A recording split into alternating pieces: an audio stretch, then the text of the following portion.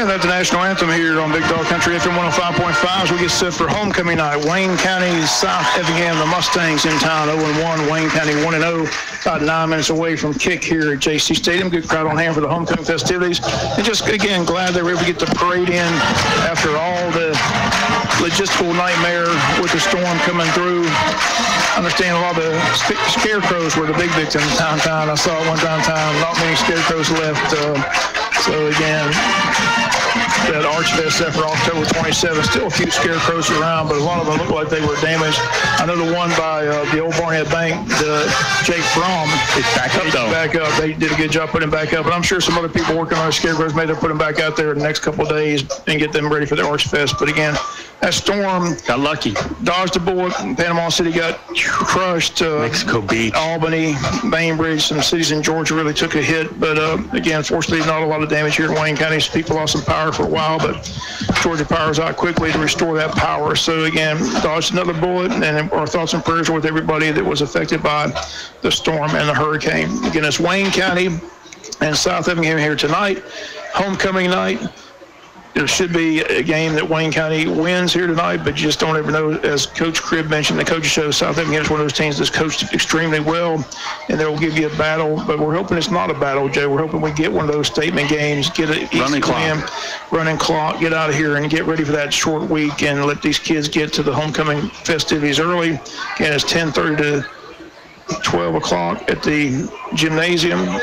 All students invited, and DJ on hand, and again, we'll have some refreshments as well, bringing back the homecoming dance after the homecoming football game, so that should be fun for the students. Again, it's Wayne County, South Effingham. It's a reaching ball game, but you're going to see how the Statesboro-Ware County game goes tonight. Yeah. Again, that game is in Statesboro, so again, that game is in Ware County in Waycross, and it will be interesting to see what that story is and what that score is. Does Ware just impose their will and get a big win, or does Statesboro keep that game close and have a possibility to win it like they did against us last week in Statesboro? Be interesting. That's going to be interesting to see how that plays out tonight over in Waycross, Georgia. Again, this is Ware County's first region game after that tough non-region schedule. Then their current record is 4-2. New Hampstead's 4-2. Wayne 7-0. South Effingham and South Effingham and Statesboro each 2-5. So it's Ware County 4-2, New Hampstead 4-2, Wayne 7-0, and Statesboro and South Effingham in a 2-5, 0-1 in region play. Again, Wayne with the big 21-20 win in overtime as we block the PAT. Here it is homecoming night. The crowd building. Not many people on the other side for South Effingham, which is anticipated.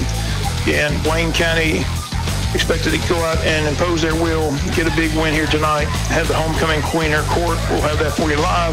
And hopefully, as Joe mentioned, we're hoping for a running clock in the second half, get out here quickly and get ready for that big showdown Thursday night over in Savannah, taking on New Hampstead, which will be interesting in Savannah on a Thursday night.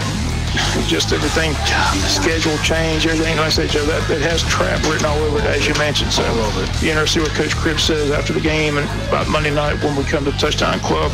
Hopefully talking about a big homecoming win. But again, Wayne County having a good year in some key areas, especially in the rushing department. Wayne County on the season, 911 yards, 115 carries, 11 touchdowns, and 2 fumbles thus far. That's our rushing. Shamar Taylor, passing-wise, 893, 65, 105, 61% completion percentage, 7 touchdowns, 3 interceptions for him. As for Cribb receiving, 353 yards, 34 catches, 2 touchdowns. And defensively, Hunter Scott leads the team in tackles with 64 tackles and 1 sack. It's Wayne County, South Effingham tonight here on Big Dog Country FM 105.5. We'll be back with more of the pregame show, and we'll do it right after the timeout. This is your Sheriff, John Carter. Wish the Jackets the best of luck this football season. Also, I congratulate our band, our cheerleaders, and our Lady Jackets for their strong work ethic and dedication. I hope this season is full of success and a lot of wins. But win or lose, always remember that Wayne County supports your efforts and commitment. Sting 'em Jackets all season long. This is your Sheriff, John Carter, proudly serving our community. Dr. Michael Sharkey, a board-certified dermatologist and Mohs surgeon specializing in skin cancer, along with physician assistants Heather Naismith and Lindsay Bookhart, are welcoming new patients to take care of all of your skin needs. Georgia Dermatology is a general and surgical dermatology practice specializing in the treatment of all types of skin disorders, removal of skin cancer, and Mohs skin cancer surgery. Call today at 427-4267 to set up your appointment with Georgia's premier dermatology and skin cancer specialist, Georgia Dermatology and Skin Cancer Center, with offices to serve you in Jesup and Waycross. For more information, visit us online at gaderm.com. Fall is in the air, and Mine and Yours Boutique is making room for their new fall merchandise arriving daily as the summer sale continues with 75% off. Mine and Yours Boutique has acquired the modern-day Hobo handcrafted leather bags and wallet collection as an exclusive dealer, a must-have for the ladies, along with the O-Venture Big O key ring. You'll gain an extra hand with this luxury key ring, dubbed as one of Oprah's new favorite things. Summer has ended, and fall fashions are here at Mine and Yours Boutique, 138 South Macon Street in downtown Jesup.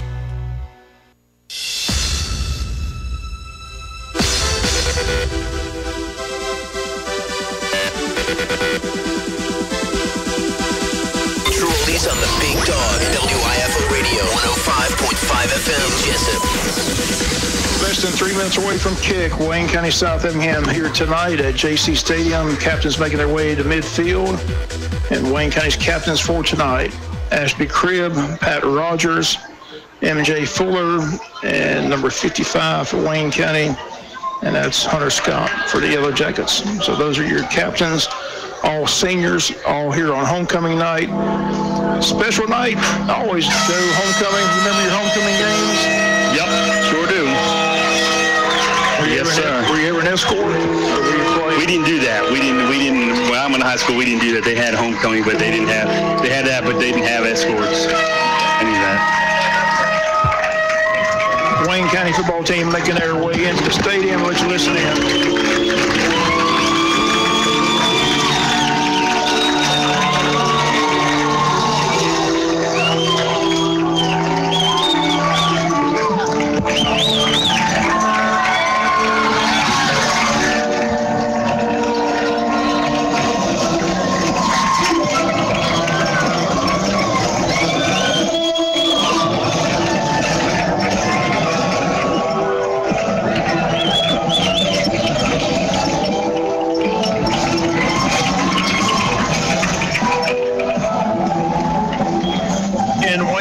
Players making their entry into the JC Stadium. It's homecoming night, Wayne County, South Effingham. The coin toss has been won by South Effingham. They've deferred. They're going to kick. So Wayne will be receiving from left and going from left to right. If you're looking at your radio dial, and South Effingham will be kicking off from right to left. And Wayne still has to make their entry through the helmet down there in the corner of the end zone. Get a slim crowd from the Mustang faithful, but you're not kidding. We'll see how it turns out here tonight as far as the football game goes. Wayne hoping for a big, easy win. Mustangs have something else to say about it. Just going to have to see how it plays out here early and how well South Effingham is able to move it against our Wayne County defense and vice versa. And here come the Jackets.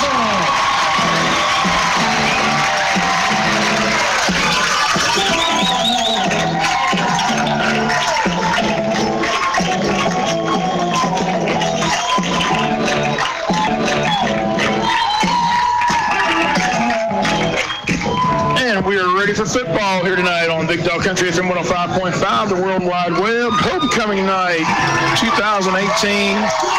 One lucky lady's going to be crowned homecoming queen. And once you're crowned queen, Joe, you're queen forever.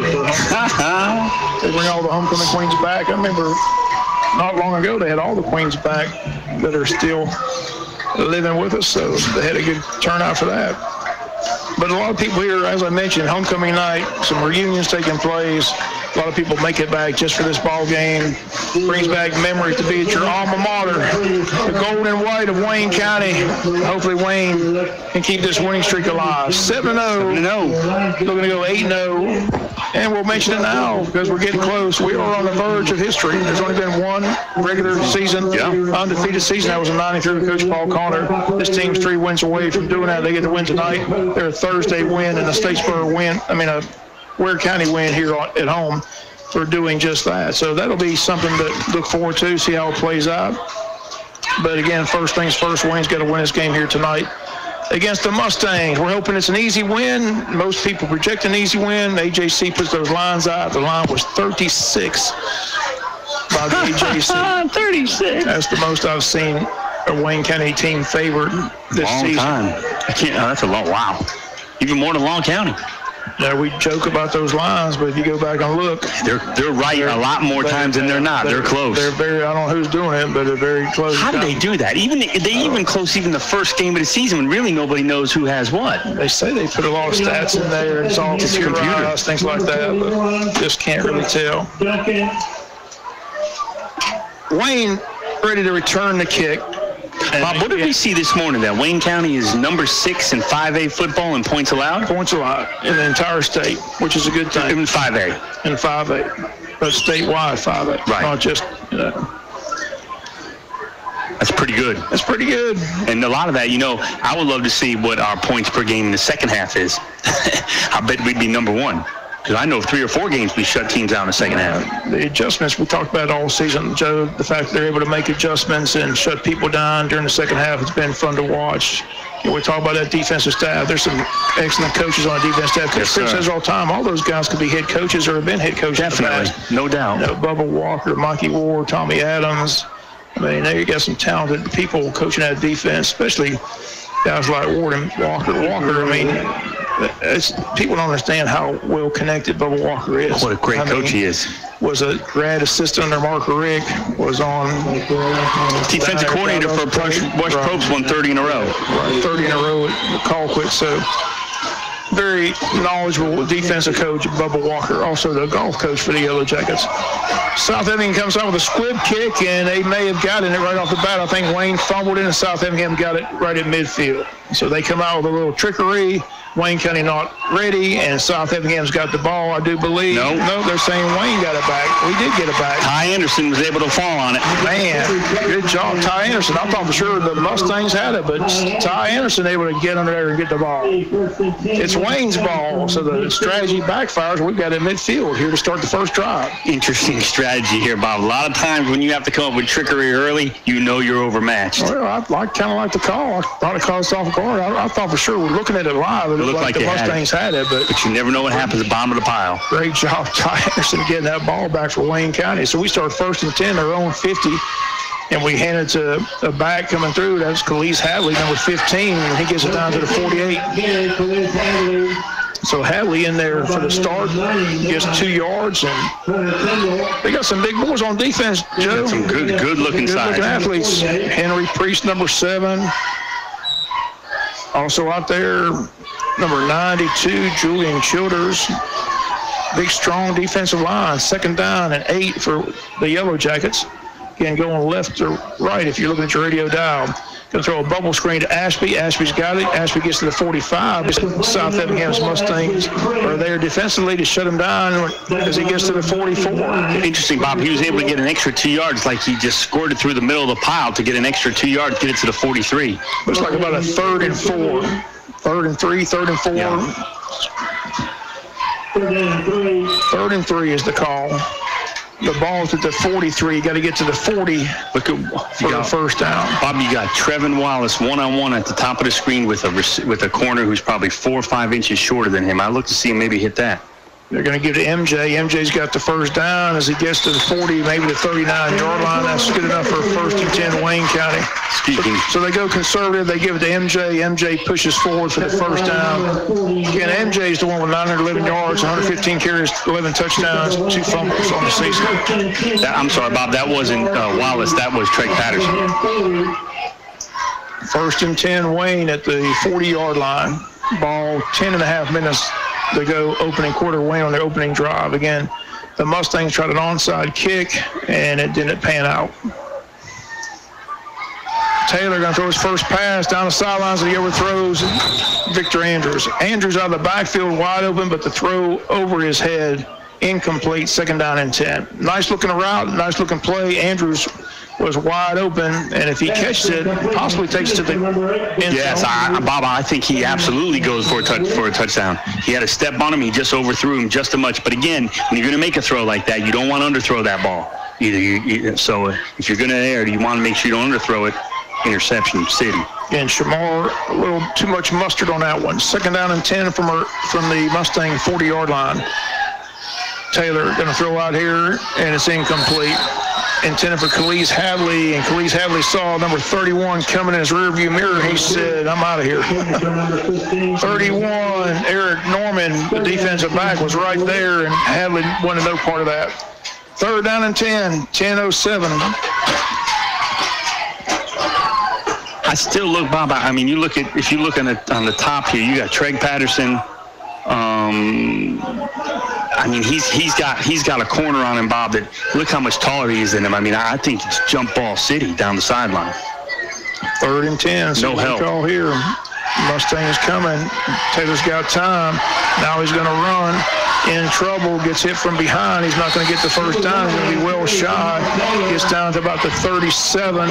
It's about 7 yards shy of the first down. It's 4th down and 7. Decision time for Coach Cribb and the Yellow Jacket coaching staff. Again, as we mentioned, this Mustang team's coached up well. They're going to play hard, and they realize they get a win. They're in the playoff picture.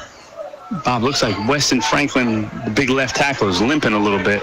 That's not a good sign. Don't want to see that. You're right, Joe. 61 hobbling up to the line of scrimmage. He's going to get it out and stay in there. This is a 4th down, 7 play, and Wayne's going for it. 4th and 7. See where we go.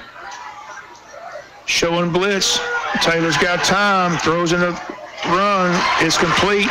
And MJ breaks a tackle, gets down inside the 25, down to the 24, has a 1st and 10 Wayne count. Bob, nice job on hitting MJ out of the backfield, but Ashby Cribb did a good job. You know, they have the peel back where you can't peel back, and all he did was just stand in front of him and just stand in front of him and not do anything, and he was able to spring him free because that's that call. They said you cannot peel anyone back. It's a 15-yard penalty. So very smart play through a block without throwing a block. Clock approaches 9 minutes to go. Wayne knocking at the door now, 23 yards away from pay dirt. And we got a penalty flag or a timeout. South Effingham saw what you saw, Joe. They didn't have anybody lined up against the receiver, so they call a timeout. We'll take a break. 8:53 on the clock. First quarter, no score at JC Stadium. We'll be back after the timeout. Great products, low prices, helpful service. That's Harris Ace Hardware. Harris Ace is your place for Yeti coolers, Traeger grills, Costa de Mar sunglasses, Calcutta Renegade coolers, plus Harris Ace is your hometown dealer for yellow wood treated lumber. Harris Ace will not be undersold on price, so you know you're getting the best price at Harris Ace. Your favorite place for hardware and lumber supplies is Harris Ace Hardware, West Cherry Street in Jesup. Your favorite oldies on WIFO Jesup 105.5 FM.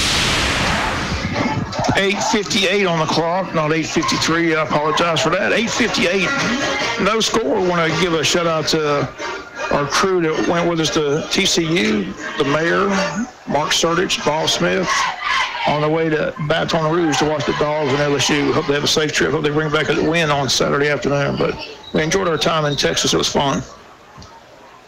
Good time. Had a good time. Enjoyed it. But they said they'd be tuned in tonight, so I want to give them a shout out and tell them have a great trip in Baton Rouge and pull out the Dogs' victory on Saturday. No score. Here is 1st and 10 Wayne from the 23-yard line. Jack is knocking at the door, trying to punch in this opening drive. Start at midfield. Shamar Taylor pitches it to MJ. MJ down to the 21 for a gain of 2 yards. 2nd down and 8. 2nd down and 8 for MJ and the Yellow Jackets. Again, South Effingham playing tough, Joe. Yeah. Defensive lines, good size. They got some good size too, Bob. Quarterbacks are playing well, but as you mentioned, Joe, they've got a single mismatch out there with Patterson, and I'm not sure why they don't just throw it up there and let him go get it, but I think they like the ground game right now. Controlling the clock. 2nd down and 4, 6-yard pickup for MJ. Hadley goes in motion. Taylor goes that way. Taylor looks. Taylor's just going to run and get a block from Hadley. Gets to the 10, gets to the 5, and they knocked out a bounce around the 4-yard line. Good decision making. Goal with the 4. I'm sorry, Bob. Good decision making by Taylor. He rolled out to his left, his non-throwing side, and he would have really had to thread the needle, so he just tucked it and ran and got a first down. And they're going to mark it at the 5. So it's first and goal at the 5. 5 yards out are the Yellow Jackets. Drew Dowling checks out. Tight end checks in. Clock should be running. Now it's not running. Now we got a timeout here with Coach Crib. Some confusion. We'll keep it right here at the moment. Again, remind you, we'll have the homecoming queen her court at halftime. We'll let everybody know who the homecoming queen is. A lot of anticipation. And we'll let you know, have the announcement for you live here on Big Dog Country FM 105.5. Quick score, Bob. Ware County 7, Statesboro nothing early. 12th play of this drive, Bob. 4 passes, 8 rushes. So we've run 12 plays on this drive already. And it's mostly been MJ. Yep. You know, Hadley's had a few carries, but it's mainly been MJ out of the backfield, MJ on the ground. Andrews hasn't had a carry yet. Ashby doesn't have a catch yet. Again, it's been all MJ and Shamar. Shamar's had a couple of nice runs. Yep. We're knocking at the door 5 yards out. Hopefully punch it in, go up early. Weston Franklin looks like he's moving a little bit better, Bob. It looked like he just maybe I don't know, maybe got a Charlie horse somewhere he's limping, but I watched him jog on and off the field and back on the field here during the timeout. He looked fine. First and goal from 5 yards out with 8:11 on the clock, opening quarter. Shamar Taylor with 2 backs and 2 wideouts to the right side. Taylor takes it. He's going to pitch it. And the back's going to get down to about the 1. Did he get in? They're going to say touchdown. MJ Fuller takes it in from 5 yards out. Another touchdown for MJ. 8:02 on the clock, opening quarter. And Wayne takes a 6-0 lead here over South Effingham. MJ Fuller having a great year. Again, that's touchdown number 12 for MJ on the ground. 5-yard touchdown. Wayne for the PAT to make it a 7-0 ball game, 8:02 first quarter. Homecoming night at JC's coming in. The JC's homecoming crowd enjoying it here. Yellow Jackets looking for a big win. Kick is up. The kick is no good. Shanked it to the left. So it's a 6-0 ball game. Wayne County 6, South Effingham 0. We'll be back with the kick after the timeout.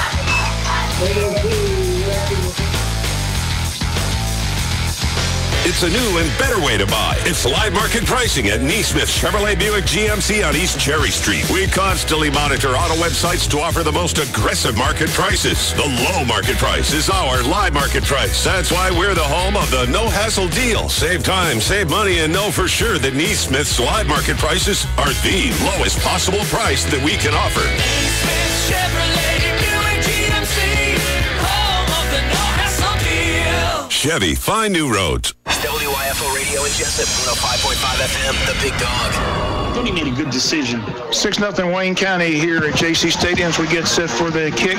Wayne County off to an early start. So the defense responds here against this South Effingham offense. The Mustangs down 6-0. The PAT missed to the left. Reminder, the J.D. Paul Memorial Classic tomorrow morning at the Pine Forest Country Club. Always a great event. Looking forward to that. Wayne County golfers will be out in full force. Again, just a great family, the Paul family. Great event. You know, all the money going to the scholarship at the end of the year.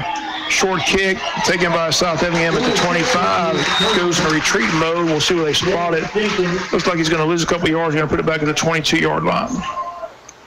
22, 23-yard line. Nice tackle by number 25. 32, Kevin Wallace.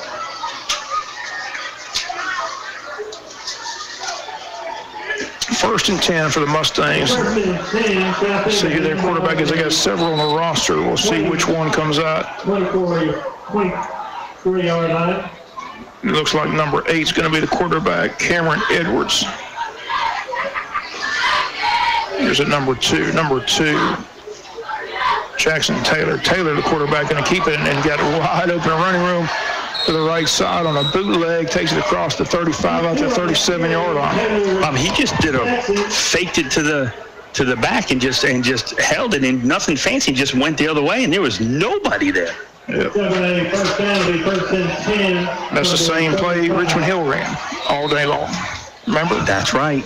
Sure was. Richmond Hill ran that quarterback delay run touchdown until the quarterback got hurt. And we got a break there. Quarterback got hurt, and they went for 4th and 1, and then it come up.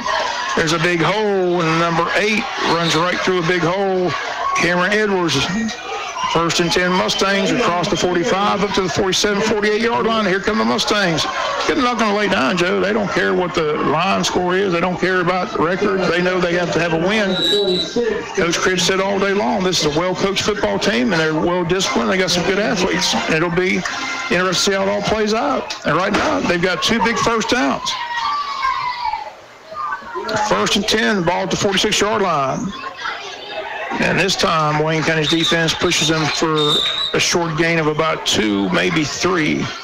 Looks like he pushed forward to about 3 yards. It's be 2nd down and 7 up near midfield. Clock at 7 minutes to go in the first quarter. It's Wayne 6, South Effingham 0. Wayne missed the PAT. Some big linemen, Bob. South Effingham's got some good size. That left tackle, number 77, big young man. An experienced quarterback. As you mentioned, Joe, he really faked us out on that first run and got about 15, 20 yards right around the right edge. And he's going to keep it again up the middle, and this time Wayne's defense is there. No gain, don't throw him down, don't get a penalty. Once that whistle blows, you got to let up. Clock runs 6:28 and counting, 6-0 now. Comes up 3rd down and 7. So the defense starting to stiffen a little bit. But got caught off guard in a couple of plays early by the Mustangs. No doubt. This is another team, Joe, that doesn't like to throw the ball. I mean, they're strictly a ground game. They're a team that they fall behind. It's just going to be a tough night for them. I mean, they're not used to throwing the ball much. Don't want to throw it much. I mean, that's their strategy to just kind of, like Statesboro, kind of ground it and run it. But they will throw it occasionally, so you got to be wary here on 3rd and 7. And what are they going to do? Quarterback rolls to the left, being chased, in trouble, throws downfield, and almost intercepted. Wayne had a better chance to catch it than the South Effingham Mustang, but we do not catch it. It's a 4th down play, and Wayne will get the ball. It looked like he threw it right to Collage. That may be why they don't throw it much. They don't want to throw it much. No. They don't want to throw it. They're a ground and pound type of team. A team that throws it is next Thursday. That's going to be an interesting ball game Thursday. Sure is. In Savannah. We'll have it for you on Big Dog Country. Again, it's going to be a short week. I don't recall doing a game on Thursday night, Joe, in all my years. It's been a while, hasn't it? We've done a Saturday game due to weather, things like that, but I can't recall a Thursday night high school football game. This will be a first. 4th and 7, the Mustangs show punt formation. Taking a long time to snap it. The play clock down to 3, down to 2, down to 1. They finally snap it. Low snap. End over end kick. It bounces and takes a Mustang roll. Then we touch it, fumble the ball, and Mustangs are diving. Wayne's diving. Who's got it now? And again, it's just a scramble. You got to wait and see who's got it. Mustangs say they've got it. If they do, they've got it at Wayne County's 11-yard line, and the Mustangs got it. Wayne County fumbles the punt, and the Mustangs are in business at Wayne County's 7-yard line. 33-yard punt. Wow, we touched it, but we did. And that's the scary thing. We talk about, and Coach Cribb mentioned, they are kids, but this is high school football. You got to put people back there and make smart decisions. Didn't make a smart decision last week, caught inside the 5. That was not a smart decision there. Once the ball was rolling by you, you just let it go. Why are we trying to touch it and make it a fumble? So they're going to have to work on that, especially come playoff time and when Statesboro comes time. You can't afford mistakes like this. South Effingham's got a 1st and goal at the 7-yard line on just a bad mistake by Wayne. And they give to the tailback. Tailback gets to the outside, and we try to tackle him from behind. He pushes his way all the way down to about the 6-yard line. It'll be 2nd and goal from the 6. Can the Jacket defense come with a big stand and keep him out of that end zone? That's the key right here, Joe. Yes. So they don't get the onside kick, which I thought they had, but they definitely get that fumbled punt. And they get it inside Wayne County's 10-yard line. Here they are, 2nd and goal. 2nd and goal from the 7. Taylor Jackson, the quarterback. Jackson gives to the tailback up the middle, and he gets down to about the 5-yard line. Number 1, Zach Taylor. It'll be 3rd and goal from the 5. Clock at 4:18, 4:17. 3rd and goal from the 5. Clock at 4:07 and counting. Key third down. I think it's 2 down or 4 down territory for the Mustangs here, Joe. Yeah, I think absolutely. There's no doubt about it. You can't walk out of here with field goals. You got to get touchdowns. 3:56 and counting. First quarter action. Mustangs trying to tie it. 3rd and goal from the 5. Quarterback keeps it. Rolls to the right. Throws over the middle and incomplete. Brings up 4th down. Decision time for the Mustangs. Are they going to try to kick a field goal, make it 6-3, or are they going to go for it? Looks like they are. They're going to bring a kicker out there to kick a field goal. Wow. So the Mustangs won points here early. 3:42 to go in the ball game. We'll see where they spot it. The quarterback's going to be the holder, so keep that in mind. That could always be a potential fake. But the kicker's 52, setting it down, and that is Liam Rickman. From the left hash. They got a spot at 12, so it's a 22-yard attempt. 22 yards for Rickman, who's an offensive lineman. They don't list him as a kicker. They got him listed as an offensive lineman. So is this a possible fake, or is he going to boot it? It's a tough angle, too. Snap down. They're going to kick it, and it is good. Line drive. Rickman, 22-yarder to make it a 6-3 game. 3:37 on the clock, first quarter, your score. Wayne 6, Mustangs 3, back after the timeout. As fall approaches and brings the excitement of football, family gatherings, hunting season, and cooler temperatures, Georgia Farm Bureau Insurance wants to take time out to thank each of our valued members here in Wayne County. Thank you for the trust you put in us to service your home, auto, and life insurance needs. With your help, Farm Bureau supports our high school sports programs throughout the state.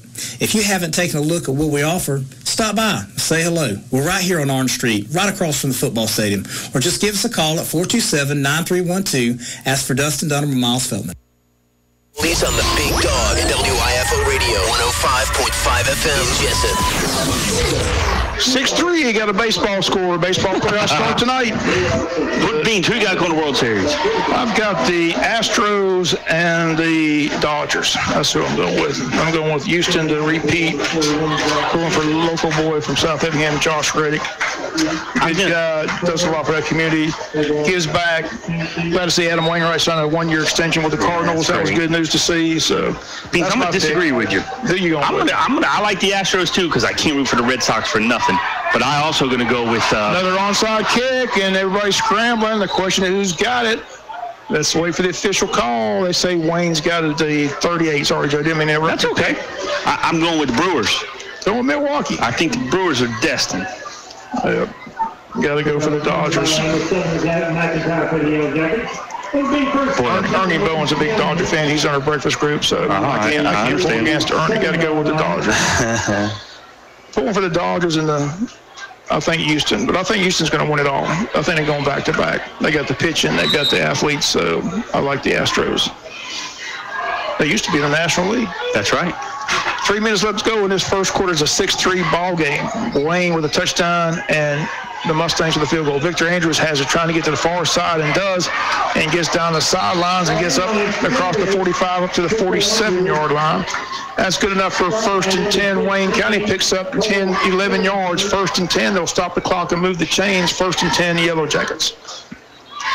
Victor Andrews. I take it back. Now they say he's shy. They say he stepped out. He's productive. 2nd down and 1. I apologize. Thought for sure he's beyond the yard mark. But the official says otherwise, so it's a 2nd and 1. Got 9, not 10. 2:26 and counting in the quarter. We got a penalty flag from the back judge, and that could be too many men on the field for South Effingham. And that's kind of, they look like they got more than 11 out there. That's what it is. They got 12 guys out there. Can't play but with 11. Good try, Coach. They aren't coached up. It's a penalty against the Mustangs. 6-3 game, homecoming night, 2:23 first quarter. Yellow Jackets back on offense. Again, Joe, this is a game you really want to see Wayne County start clicking. You know, get some confidence, get some momentum into this stretch of these final 2 ball games in the state playoffs right around the corner. 2nd and 1. 6-3 game, 2:14 to go. Taylor's going to throw. He's going to throw long to Ashby. Ashby down there, incomplete. Underthrew him. Yep, underthrew him. If he leads him, it's a touchdown, but Ashby had to come back, and the defender was right there to knock it away. Brings up second down.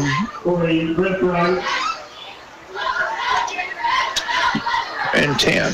Underthrown ball, Bob, and you're exactly right. Ashby beat his man right off the line. If he leads him, I think it's a touchdown.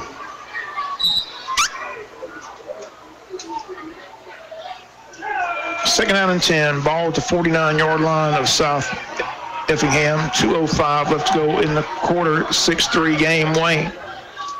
Shamar with two wideouts here to the right. And now we got a penalty flag. Somebody in the offensive line moved for Wayne County. Penalty flag on the field. Movement on the line. That's going to be illegal procedure against Wayne County. Not sure who jumped. I saw a jump helmet Bob, and somebody didn't get set. So it's a 5-yard penalty. Brings up second down and 15 for Wayne. Back at the 46-yard line. 6-3 game. First quarter, MJ Fuller with a touchdown. His 12th of the season.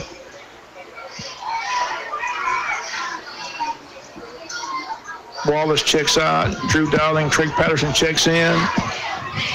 Tight end checks out. Second and 15 from the 46 of Wayne. Up 6-3. Here are the Yellow Jackets.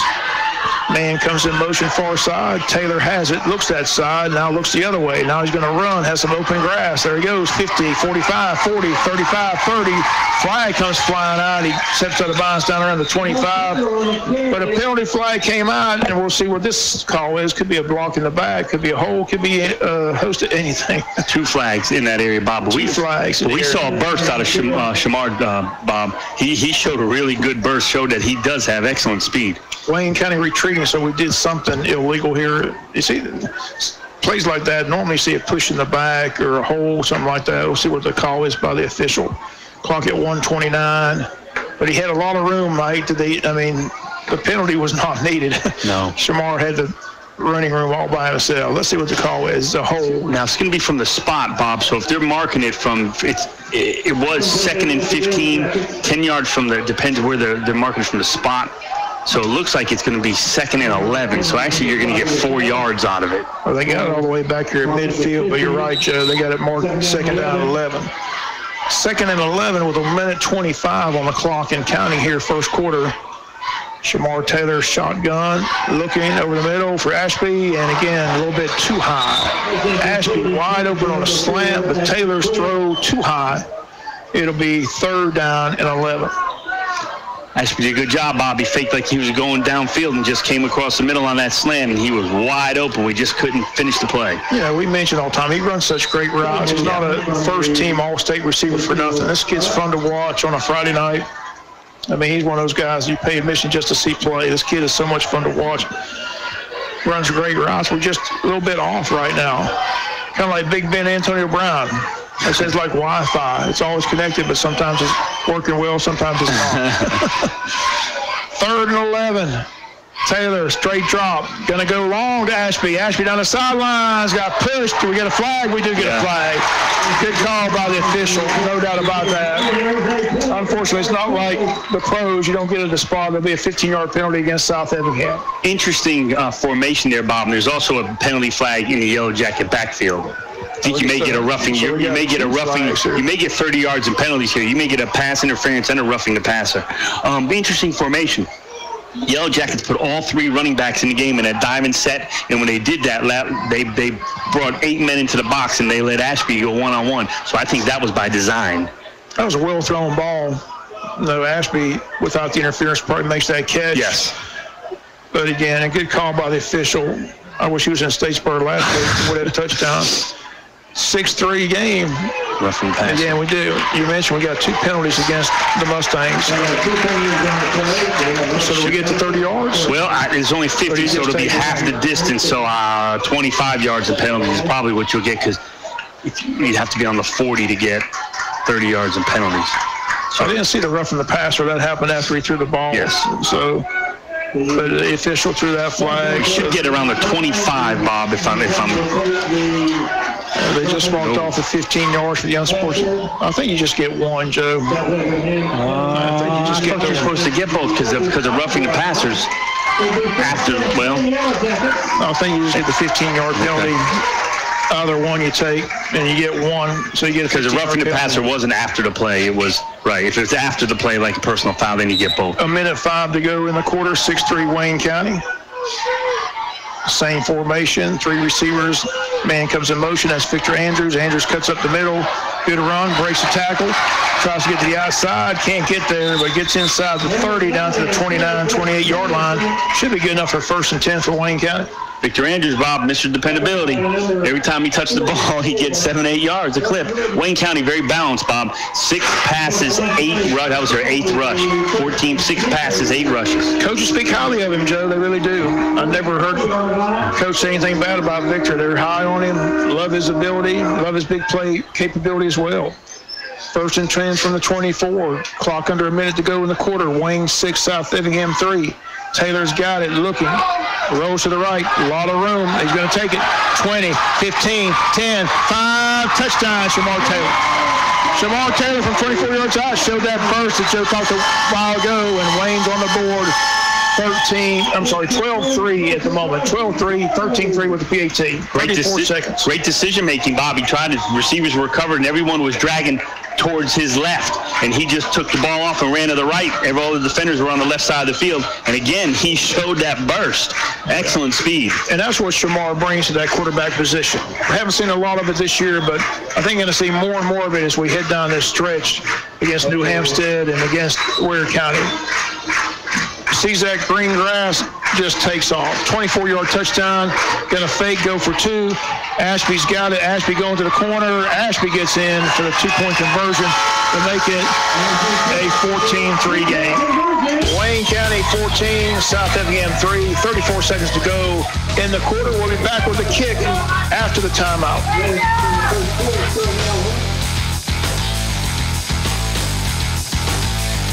Blue Collar Heating and Air is your top-of-the-line Carrier dealer. They service many brands and specialize in new installations, upgrading existing equipment, and airflow problems. They also have a large variety of hard-to-find filters in stock. So when quality counts, call the air conditioning experts, Richard Whitley and David Dial at Blue Collar Heating and Air, 427-6400. For weekend service emergencies, they have an experienced service technician on call. So remember, when quality counts, choose Carrier and turn to the experts at Blue Collar Heating and Air, serving Wayne County and surrounding areas. 175 Northwest Broad Street, downtown Jesup. This is Wayne County football on WIFO-FM Jesup. He's in Sundance Square. 14-3 ball game. 34 seconds remain in the quarter. Wayne County, nice touchdown run by Shamar Taylor. 2-point conversion by Ashby Cribb. And the Yellow Jackets up to lead to 14-3 over South Effingham here on homecoming night. You'll have the announcement of the homecoming Queen Herd Court live here at halftime on Big Dog Country after 105.5. Short kick taken by one of the up men by South Effingham, number 29. Fair catches it. That's Jake Kearns. South Effingham will open up this possession. See where they spot it at the 33-yard line. Mustangs again going from right to left. Wayne going left to right. Wayne up 14-3. A touchdown run by MJ. A touchdown run by Shamar. 2-point conversion by Ashby as we missed the PAT on the first touchdown. South Effingham's got a field goal after they recovered a fumble on a punt. Had first and goal at the first and goal at the 7, and got it down inside the 5 and settled for the 22-yard field goal. Here it is, 14-3, 33 seconds remain in the quarter. And they fumble the ball. Let's see if Wayne can get on the backfield back on it. Number 8, Cameron Edwards, able to fall on the fumble, but he loses a couple, sets up 2nd down and 12, and that may be the final play of the quarter. I think South Effingham will just let it wind down here. Not positive, we'll wait and see. Clock at 12. They're still over there talking to the coach, and they are going to let it wind down and go to the second quarter. So we have reached the end of one here at JC Stadium on homecoming night. It's Wayne County early 14, South Effingham 3. Back with the second quarter after the timeout.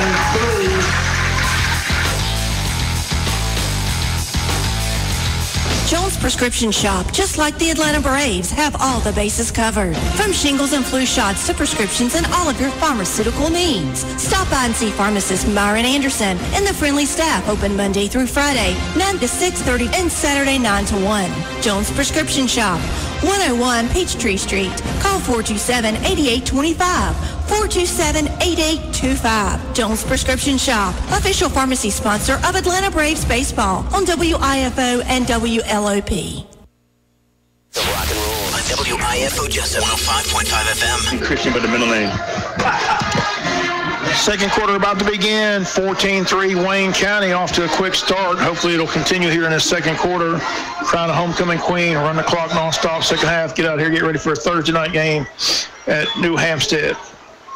Ware County leading Statesboro early 7-zip. I'm curious how that score is going to end by the end of the night over in Waycross. Hoping Statesboro can play with them and put up a fight like they did against us, but we're very talented. They got through that tough non-region schedule. Yeah, and the showdown most likely November 2nd, us and the Gators. Quarterback steps up, throws, and incomplete. Again, not a very good pass intended for Zach Taylor, their wide receiver, but the ball down in the dirt.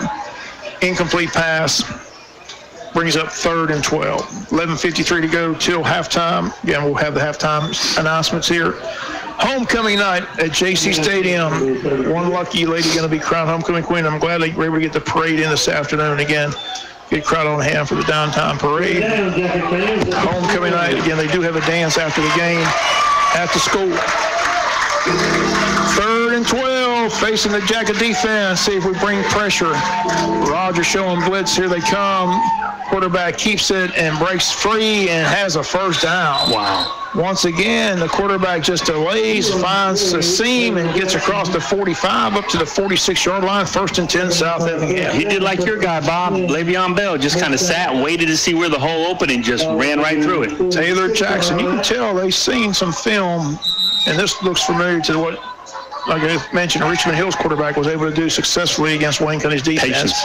You just take the snap, you delay a little bit, wait to see a seam, and then just take off. And he hits the hole hard. He does not tiptoe through that hole when he makes a decision.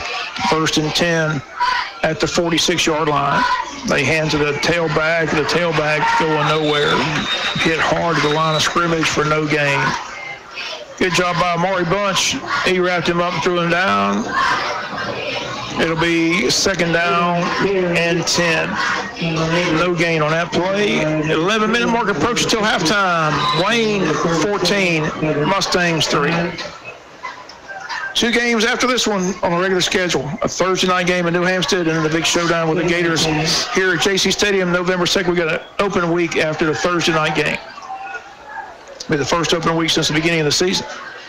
Quarterback straight drop. He's going long down the sidelines. He's got his man, and he's got a completion inside the 15 down around the 10-yard line. Number 32 with the reception, Noah Wang. Bob, that was a perfectly thrown ball. Perfectly thrown ball right down the sidelines, and once again, they're knocking at the door. Quick score, Bob. Ware County 13, Statesboro nothing. Once again, we got a man down for Wayne County defensively, and the trainer's out to check out him. He's got his helmet off already, so he's got to come off the field, so he'll be coming off quickly. Not sure. I think it's more of an equipment issue than an injury thing. So Trayvon Chansey, number 3, coming off the field for Wayne County. 10:38. That was a beautifully thrown ball. Perfect. Nice route. And again, they got behind our defense. So Taylor and company knocking the door. The ball at the 10 is 1st and goal from the 10. Taylor gives to the tailback, and he dodges down around the 6, maybe the 5-yard line. Nice gain on 1st down. 2nd and goal at the 5. And South Effingham trying to get right back in this ball game, Joe. They sure are. Knocking on the door. Glenn 7, Richmond Hill nothing. 10-minute mark coming. Rocky Hidalgo in that region schedule. Now, don't count him out. He's got those sophomores that he brought to Wayne County, and they're getting better and better. 2nd down from the 5, and they hand the tailback, and he meets a brick wall. No gain. It'll be 3rd and goal at the 5. That was on the touchdown club picks this week, Joe, and I took Rocky Hidalgo. You did. You said it. You had told me when we were talking earlier, you said, I wouldn't want to play this team about a month from now. You told me that. I just believe it. Don't know if that's going to hold up because Richmond Hill had the big win over Brunswick, but boy, did they ever. Rocky at home is tough to beat, especially region play. They're up against it. No one does it better, X's, no Y's, and puts them together than Coach Rocky Hidalgo down there. Glenn, he's built a very good program. 3rd and goal at the 5, 9-minute mark approaches. Quarterback back, in trouble, gets hit and going down. Good pressure by the defense. Defense gets there, sacks the quarterback, brings up 4th down. Big decision for the Mustangs, and it looks like they're going to go back to the field goal attempt. Great pressure by number 37, Bob Tavarin Hines. Really put a lot, was able to blitz and flush the quarterback out of the way. Now, the 22-yarder was a line drive. This one's going to be a little bit further now. They're going to spot this at about the 18, so this is 28-yard. Don't know if 6 more yards will make a difference, but that last one barely got through. Once again, it's the lineman, Liam Rickman. Rickman's kick, another low line drive. Did it get through? It did. The field goal is good to make it a 14-6 game. 8:27 to go till halftime. We'll be back with the kick after the timeout.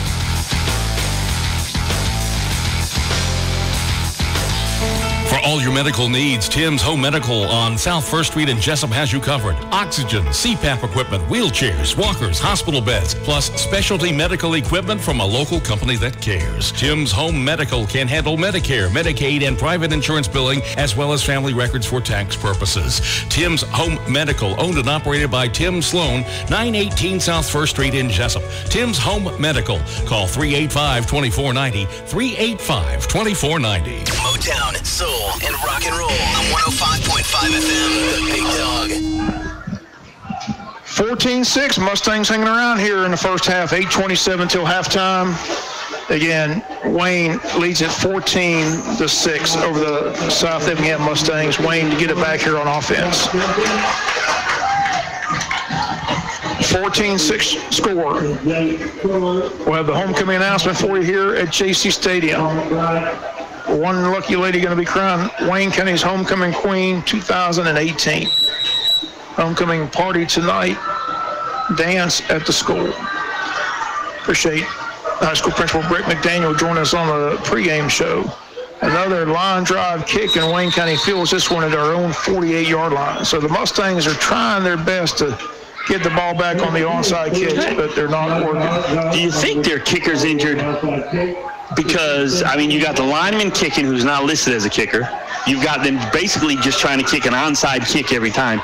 You have to wonder, is their starting, is their kicker hurt? We're looking at their roster, they don't list a kicker. Okay. You just have to almost wonder though, right, Bob? There's nobody listed as, I think Rickman's their guy. He's kicking off. I don't think he's their regular kicker. But they're just gambling. I don't think they want to kick it to MJ, and they're just trying to hope they catch us off guard. But they're giving us great field position, again, at midfield. And we're going to run MJ, but the defense is right there. No game, maybe a loss of 1. Big surge by the defensive lineman, number 96, Malcolm Brown. They try to fake, Bob. They try to fake it to the right and come back with MJ back on the backside of the left. And we've tried to run that play a lot this season. It's just too slow to develop. It's a nice misdirection, but it's been too slow to develop. It's caused some problems. 2nd down and 11. We did lose a yard on the play. Shamar rolls to the right, throws downfield, got his man, Ashby complete this time. Good throw, good catch inside the 40 down to the 38-yard line. First reception line for Ashby Cribb. Good enough for a first down. 1st and 10 Wayne down to the Mustang 38. Nice job by Shamar. Faked the pitch to the left, rolled back to his throwing side of the right, and threw a nice pass to Ashby Cribb for a Wayne County first down. Wayne 38 yards away from a touchdown. We lead at 14-3 against South Effingham. Reaching play. MJ gets the drop, and MJ takes it inside the 35 down to the 33-yard line. Another nice run, strong run by MJ. About 8-yard pickup, 2nd down and 2. 7:20 and counting here at JC Stadium towards halftime, where everybody's anticipating who the homecoming queen will be. Exciting week, Joe. They had a lot of festivities. I think they had an event just about every night this week. Yeah, a lot going on this week. As Coach Cribb would call it, distractions. 7-minute mark, going long, looking for Victor Andrews. Andrews in and out of his hands. I'm sorry, Treg Patterson, the receiver, number 9. It's tough to see those numbers, Bob. Those numbers are hard to see. 8 and 9 look almost alike. But Patterson has his first attempt thrown to him and not able to make the catch. So we come back and set up third down. Third down and short for Wayne County. Same formation. Taylor going to pitch to Ashby. Ashby turns it upfield. Ashby finds the first down mark and gets inside the 25 down to about the 21-yard line. Gets hit hard. 31. Eric Norman lowered the boom, but not before Ashby got 1st and 10 yardage down around the 22-yard line. 1st and 10 for the Yellow Jackets. 6:45 left to go till halftime. And we're moving once again, Joe. Moving the ball, Bob. It's changing it up a little bit. We're doing a good job of balancing with the run and the pass. 1st down and 10, 22 yards out are the Yellow Jackets. Taylor, straight handoff to MJ. MJ down to the 20, maybe the 19-yard line. Pick up a 3, 6:21 and counting towards halftime. Wayne 14, South Effingham 6.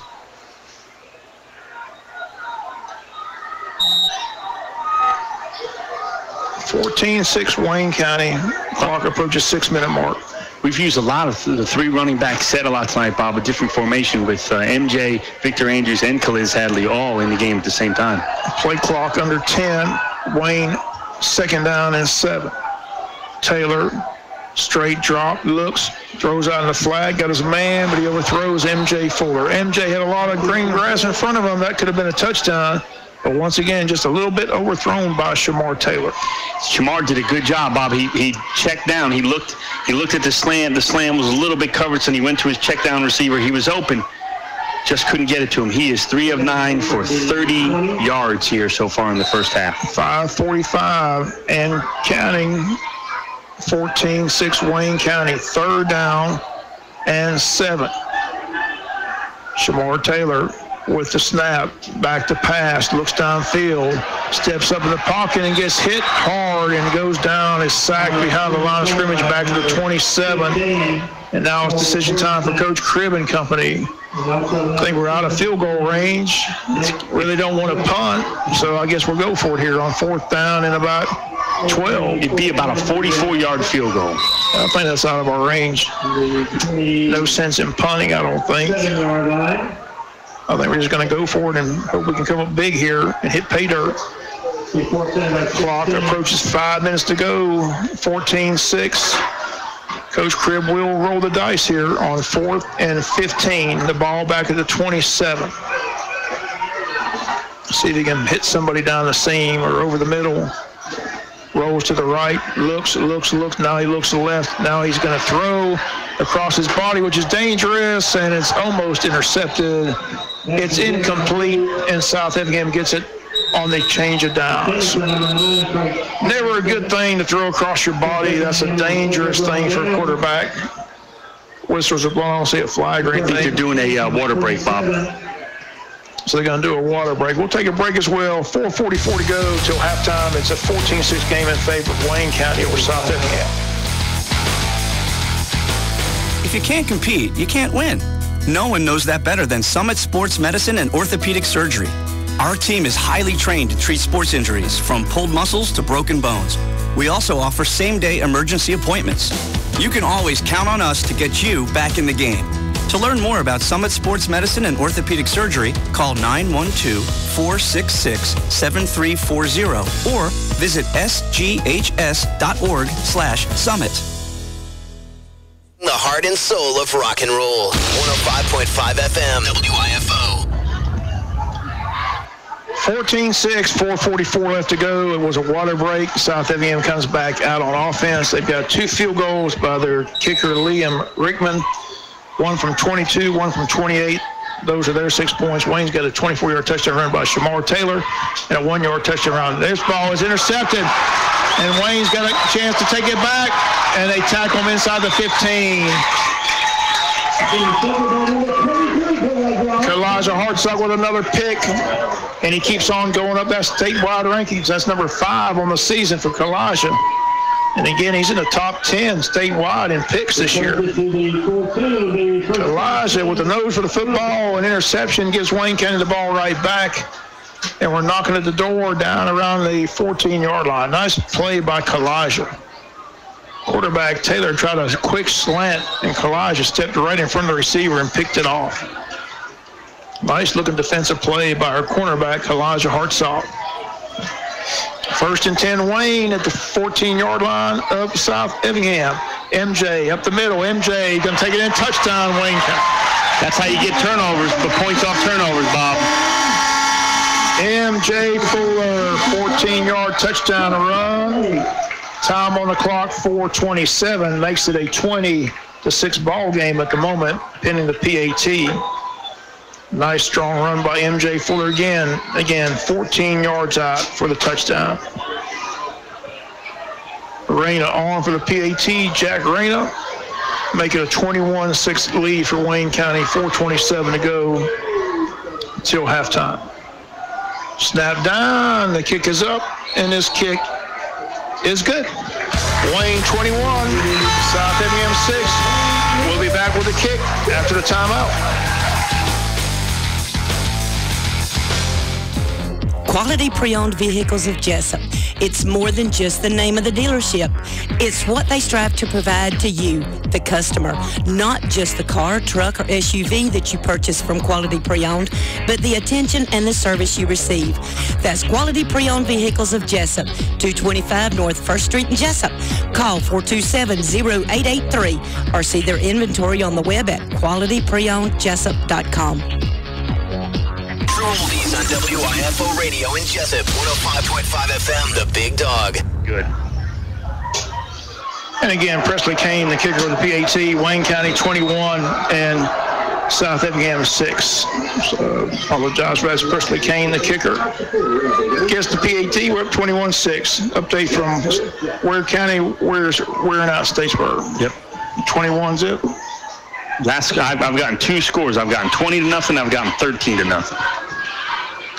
There's the kick, and it's a short kick, fair caught for by South Effingham at the 31-yard line. 4:25 to go. They should stop the clock, but the clock's still moving. Now they stop it.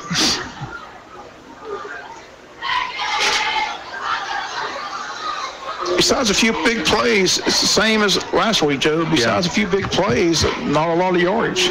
Not at all. That's what the defensive coach will tell you. That you look at the stats, and they take the yardage and they take away the big plays, but big plays are part of it. But got to find a way to eliminate those big plays. But once you take away the big plays, they're not giving up a lot of yardage. Not giving up a lot of points. The big run and then the long pass.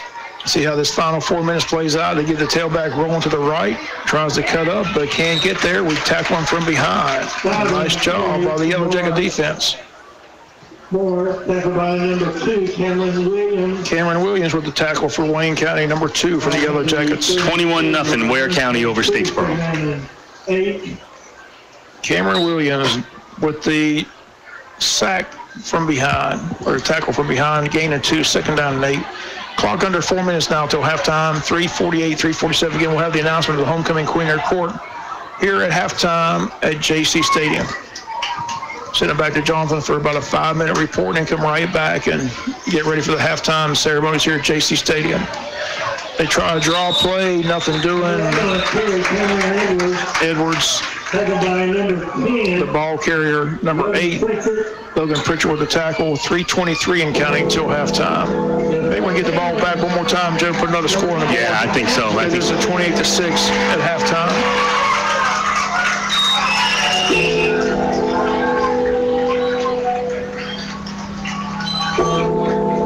Clock winds towards 3 minutes. 3 minutes and 1 second, and now under 3 minutes.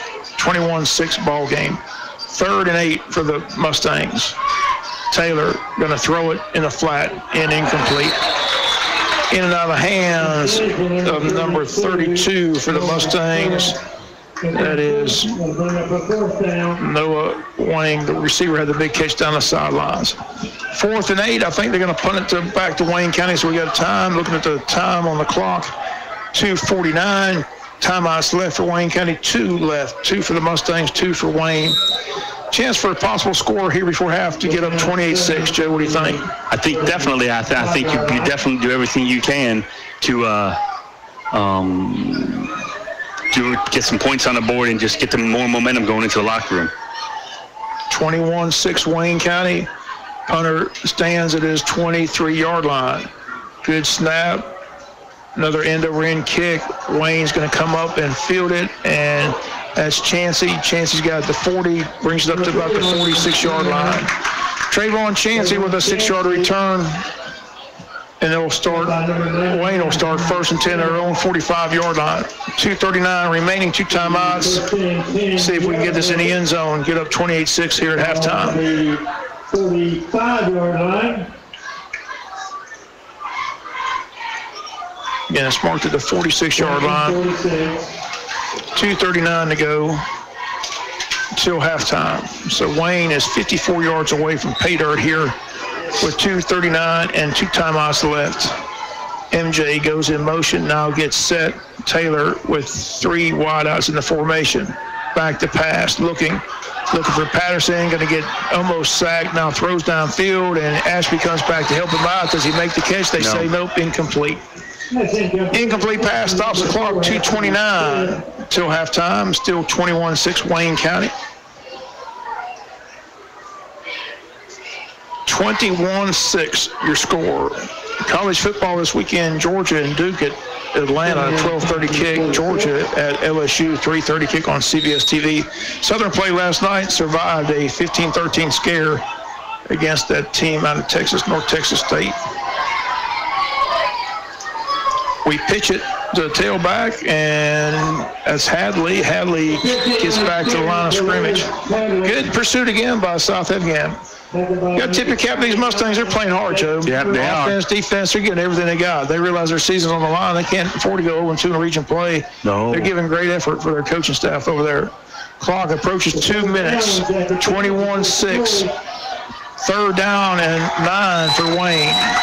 Love to get another score here before halftime. Clock winding down under 2 minutes now. 1:55 and counting. 3rd and 9 for Wayne. Taylor looking at a blitz. Mustangs coming. Taylor rolls to the right, gets away from the blitz, has time. He's going to let it fly. He does. Gives it down to Ashby, who has the catch. It's close. He's right at the stick. It all depends on the spot by the officials.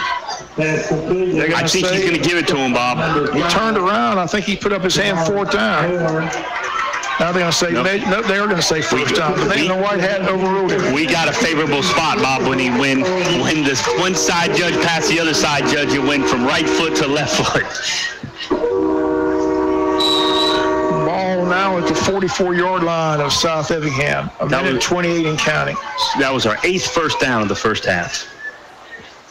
Minute 23 left to go till halftime. 21-6 Wayne. Love to get another score here. 44 yards remaining. Clock becoming a factor. We got 2 timeouts left. 1:15 to go. Taylor takes it and going to give to MJ. MJ going to be tackled from behind. Nothing there. And Wayne, I think, will stop the clock and use one of the timeouts that they've got left. 1:03. We'll keep it right here. Again, a reminder, we'll have the homecoming court announced.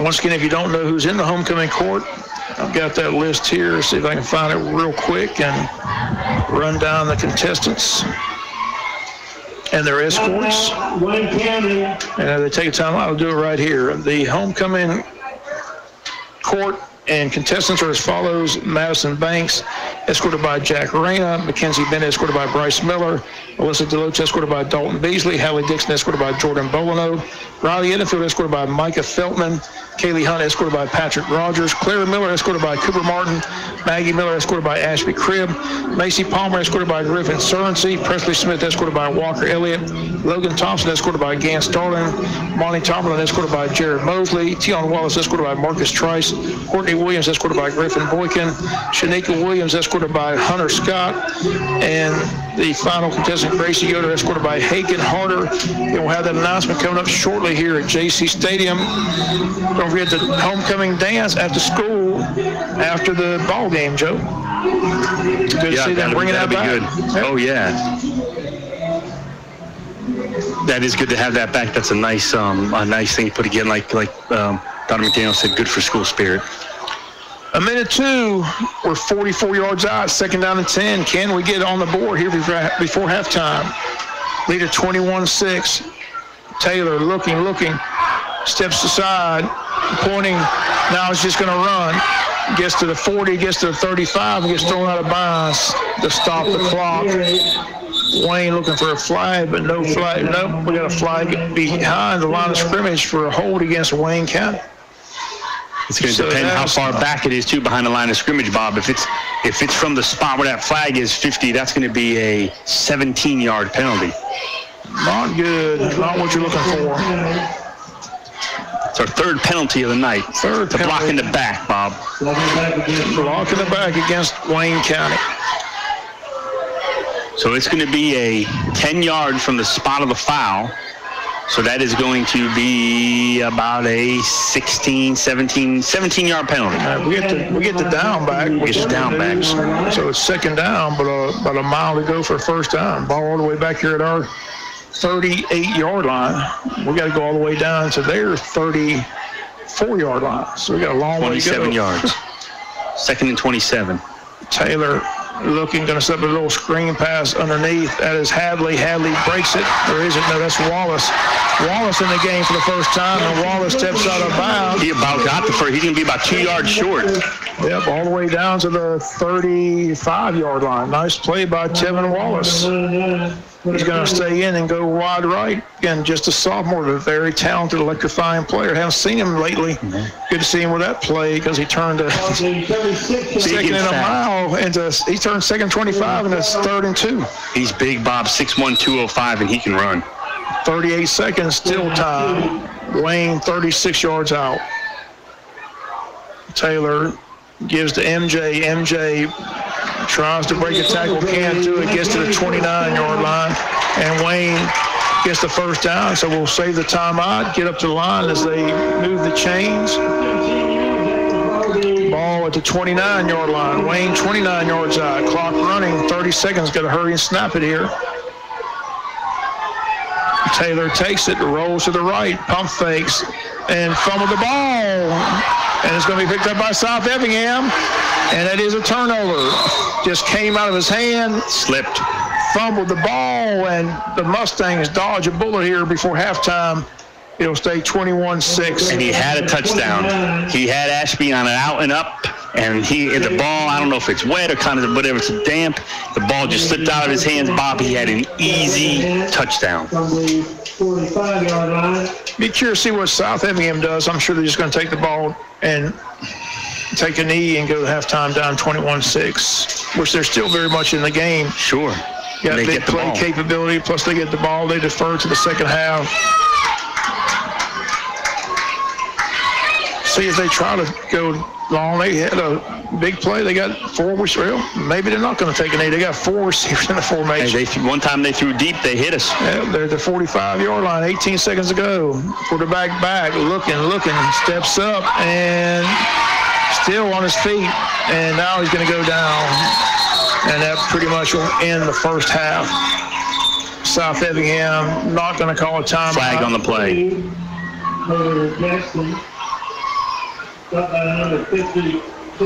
It's a hold against South Effingham. So now I think they'll just take a knee here, Joe.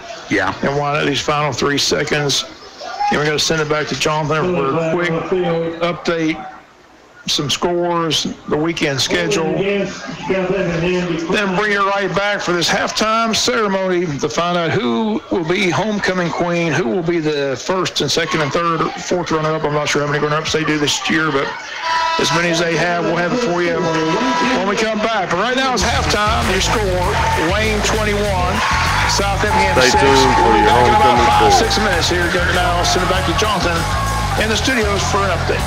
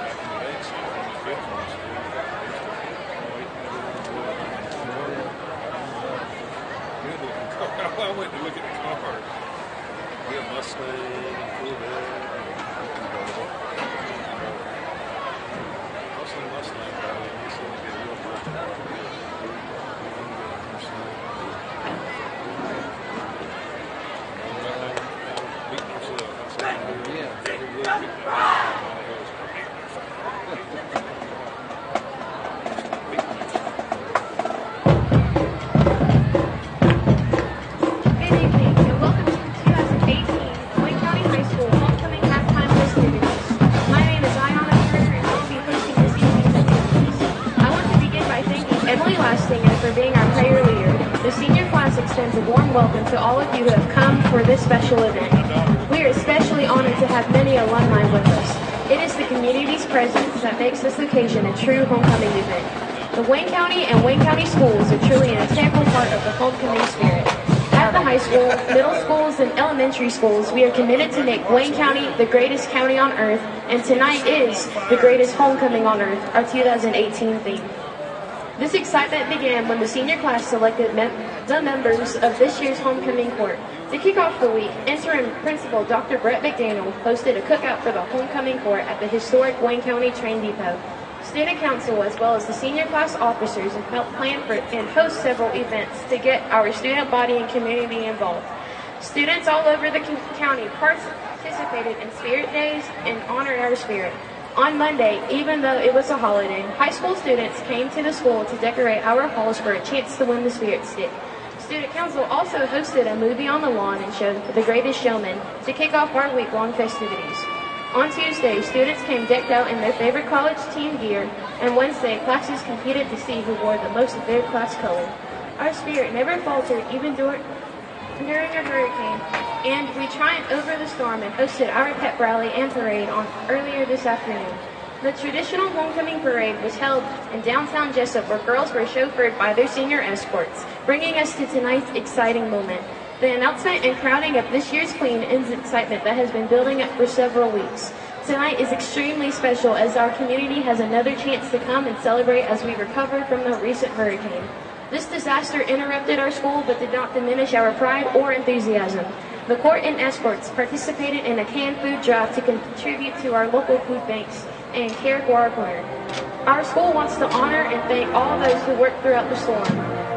The enthusiasm continued to grow as students, classes, and clubs participated in Spirit Week by dressing up in also decorated floats and cars in preparation for the parade and the game. Wayne County High School students enjoyed the spirited excitement during a pep rally earlier today. And now, ladies and gentlemen, we continue the pageantry and excitement as we present the 2018 homecoming court. Mackenzie Bennett, daughter of Stephanie Bennett and Billy McDonald, escorted by Bryce Miller.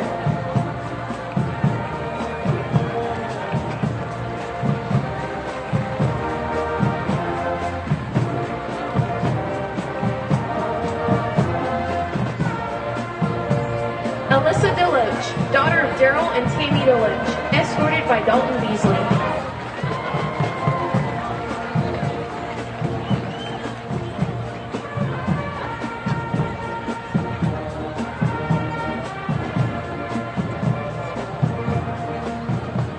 Hallie Dixon, daughter of Steve and April Dixon, escorted by Jordan Bolino.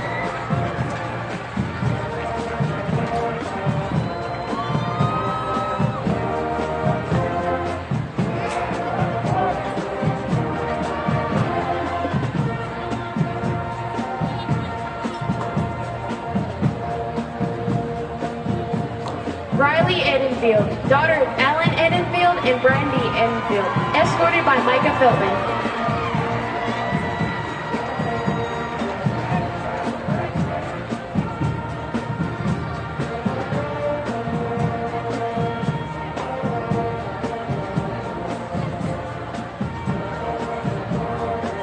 Claire Miller, daughter of Joey and Leslie Miller, escorted by Cooper Martin.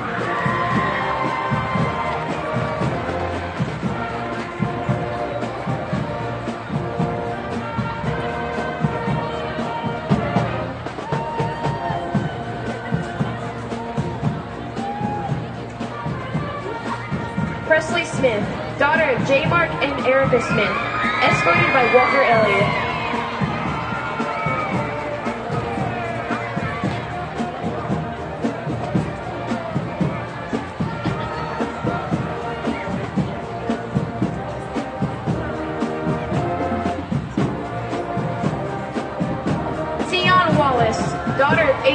Trevor Wallace, escorted by Marcus Trice.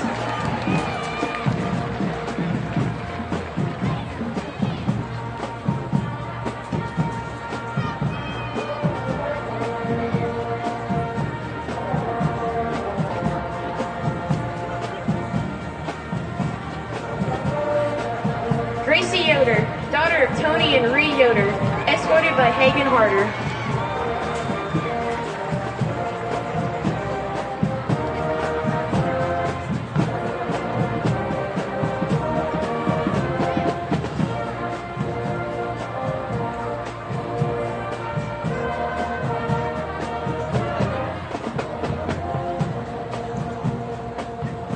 Madison Banks, daughter of Thomas and April Banks, escorted by Jack Reyna.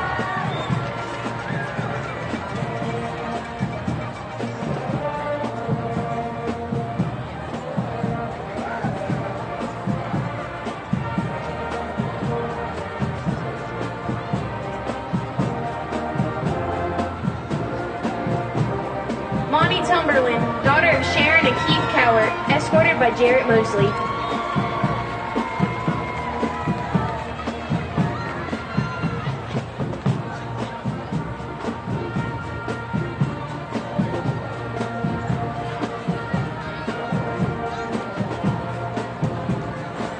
Logan Thompson, daughter of Robert and Hope Waters, escorted by Gant Starling.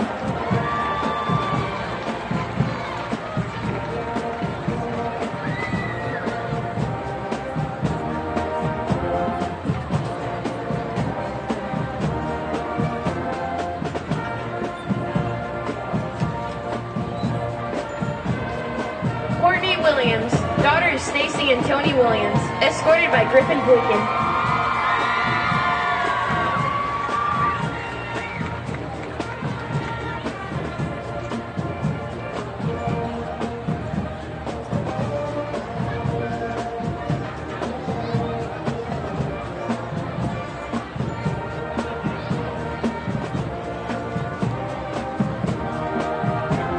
Macy Palmer, daughter of Jeremy and Jenny Palmer, escorted by Griffin Surency.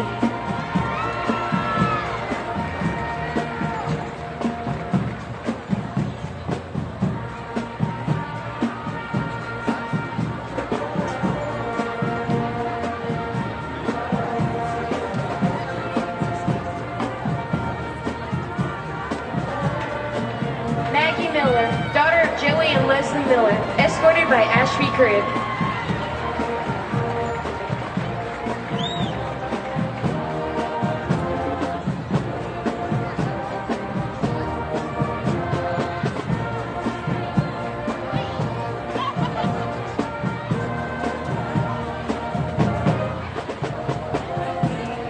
Shekinah Williams, daughter of Garius Williams, Naomi Williams, and Stephanie Williams, escorted by Hunter Scott.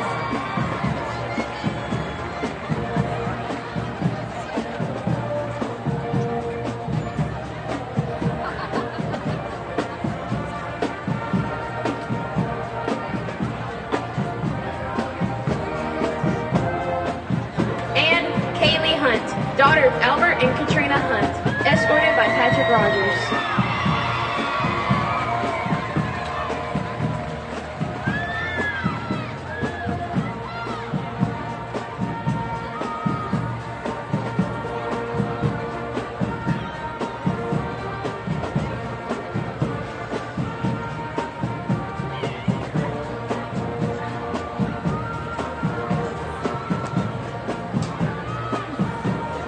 There they are, ladies and gentlemen, the 2018 Homecoming Court.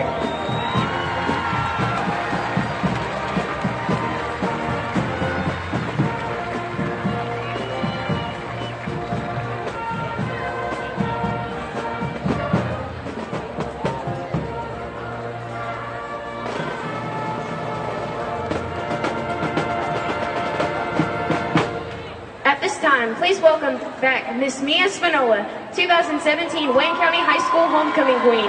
Mia is a freshman at Mercer University. Tonight, Mia is escorted by the Wayne County High School interim principal, Dr. Brett McDaniel. Mia is the daughter of Dr. Rob and Kelly Spinola. Assisting in the crowning of this year's Queen are the senior sponsors, who will present flowers to each runner-up and give the Queen her crown, a bouquet of flowers, and a sash. And now, the moment we've all been waiting for, the announcement of the runners-up and the 2018 Homecoming Queen. Our third runner-up is Courtney Williams, daughter of Stacy and Tony Williams, escorted by Griffin Boykin.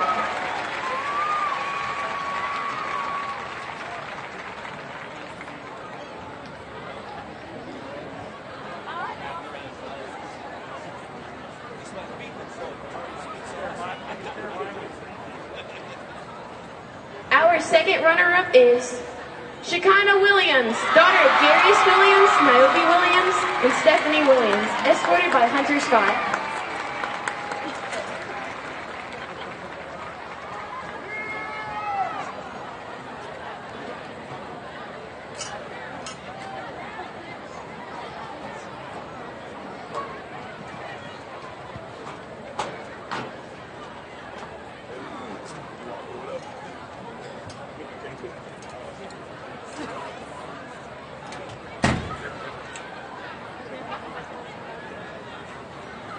Our first runner-up is Maggie Miller, daughter of Joey and Leslie Miller, escorted by Ashby Cribb.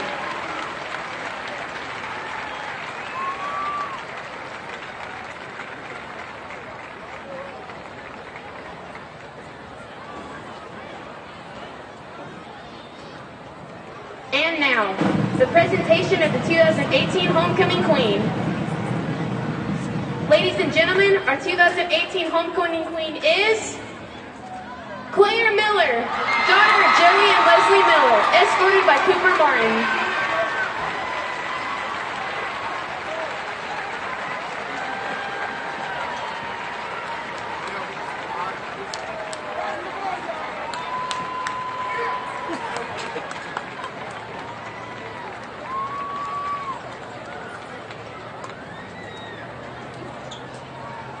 The senior class extends a special thanks to Neesmith Chevrolet for the use of a convertible in which the Queen is making the traditional ride around the field.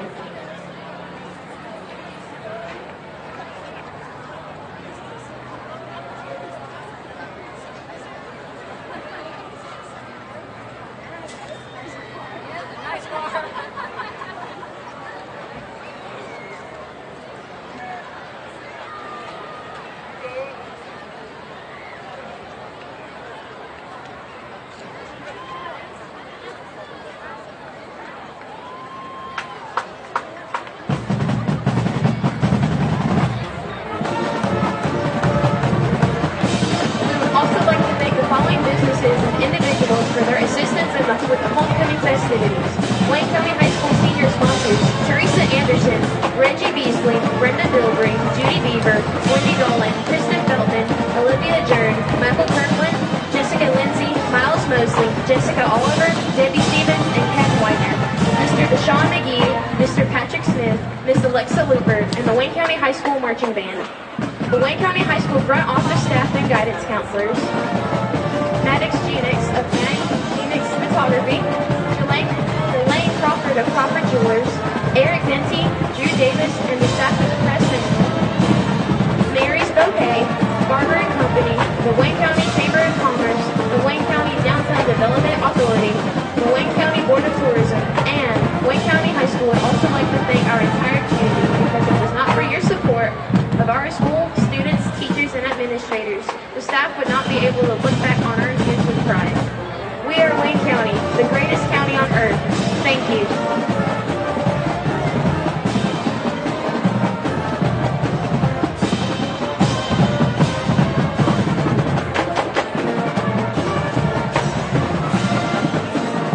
Yeah, it's a 21-6 lead at halftime. Wayne County leads it. Here's the scoring summary thus far for Wayne County. MJ Ford on the board early for a 5-yard touchdown run. Wayne led 6-0, missed the PAT. They came back with a field goal to make it 6-3. Wayne gets a 24-yard touchdown run by Shamar Taylor to make it 14-3. Then they get a field goal to make it 14-6. And then Wayne County scores one final touchdown. MJ Fuller from 14 yards out, and Wayne County leads it by a score of 21-6 here at halftime. Your stats on the game: MJ Fuller 9 carries, 40 yards, 2 touchdowns. Victor Andrews 1 carry, 9 yards. Ashby Cribb 2 carries, 14 yards. Shamar Taylor 6 carries, 33 yards. For the passing, Shamar having a tough night, 5 of 13 for 64 yards, no touchdowns. Ashby 3 of those 5 catches, 3 of the 5 attempts for 28 yards. Trevin Walls has 1 for 22, which was a nice play. MJ 1 for 14 yards, again for a touchdown. Wayne County 21, South Effingham 6. Joe, your thoughts on this first half? Bob, I think it's an interesting first half. I think in a lot of ways we got lucky. They had the ball twice inside the 10-yard line, only came up with 6 points. So when you look at the whole offensive pattern for the South Effingham, it looks like they've had a lot of success with the quarterback doing that read run-pass option and hitting it big. But I look for them to throw the ball more in the second half, Bob. I think they're going to spread it out and throw the ball over the field. Should be fun here, second half. Wayne County leads at 21-6. Going to take a break. We'll be back with the second half kickoff. We'll do it right after the timeout.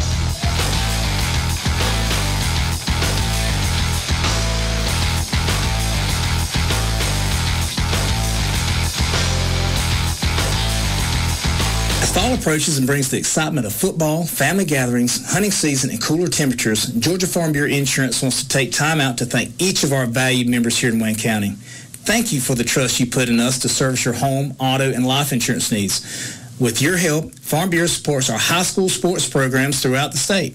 If you haven't taken a look at what we offer, stop by, say hello. We're right here on Orange Street, right across from the football stadium.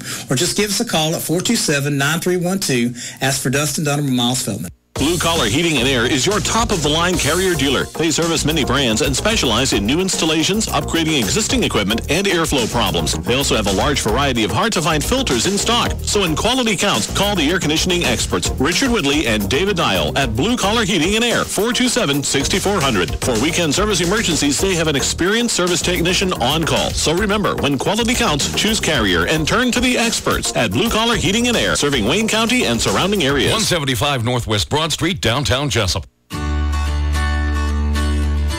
Interstate Credit Union has all the ingredients you need of a financial institution, and we have 5 branch locations to serve you.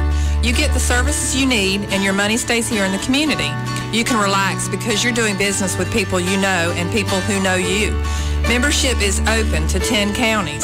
It's easy to join, so call, click, or stop by one of our 5 branch locations and become a member today. Member NCUA. Jones Prescription Shop, just like the Atlanta Braves, have all the bases covered. From shingles and flu shots to prescriptions and all of your pharmaceutical needs. Stop by and see pharmacist Myron Anderson and the friendly staff, open Monday through Friday, 9 to 6:30 and Saturday 9 to 1. Jones Prescription Shop, 101 Peachtree Street. Call 427-8825. 427-8825. Jones Prescription Shop, official pharmacy sponsor of Atlanta Braves baseball on WIFO and WLOP.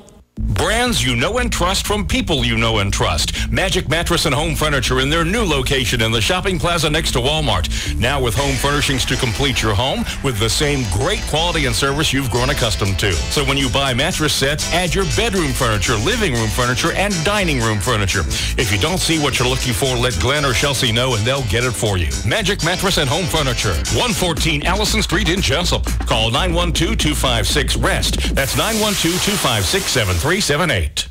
For all your medical needs, Tim's Home Medical on South 1st Street in Jesup has you covered. Oxygen, CPAP equipment, wheelchairs, walkers, hospital beds, plus specialty medical equipment from a local company that cares. Tim's Home Medical can handle Medicare, Medicaid, and private insurance billing, as well as family records for tax purposes. Tim's Home Medical, owned and operated by Tim Sloan, 918 South 1st Street in Jesup. Tim's Home Medical. Call 385-2490, 385-2490.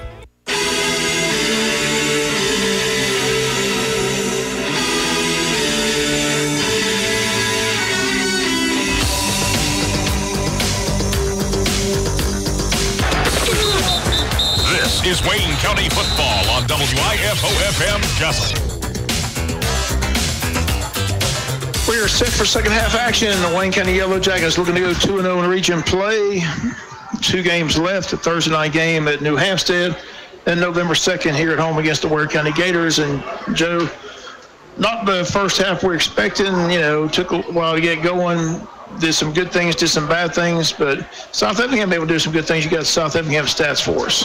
Yeah, South Effingham passing was 1 of 6 for 44 yards. That one time they threw it downfield with an interception. 14 rushes for 41 yards, 5 first downs, 2 penalties for 20 yards. Bob, we talked about it, and again, with talking about our pass defense, we've really got to shore that up, because our next 2 opponents, like you mentioned, this team is a predominantly running team. They don't want to throw the ball. So it's same thing with Statesboro.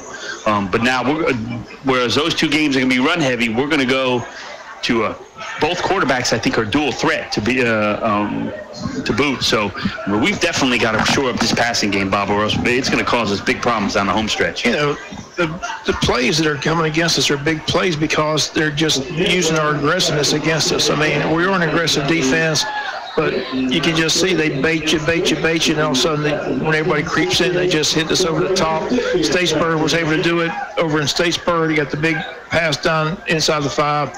They just did it here. The key is, it's simple. You just can't let people get behind you. You get people behind you, they're going to get big plays, and that's something that as you mentioned, Joe, that is a concern because these next 2 opponents, they predominantly like to throw the football.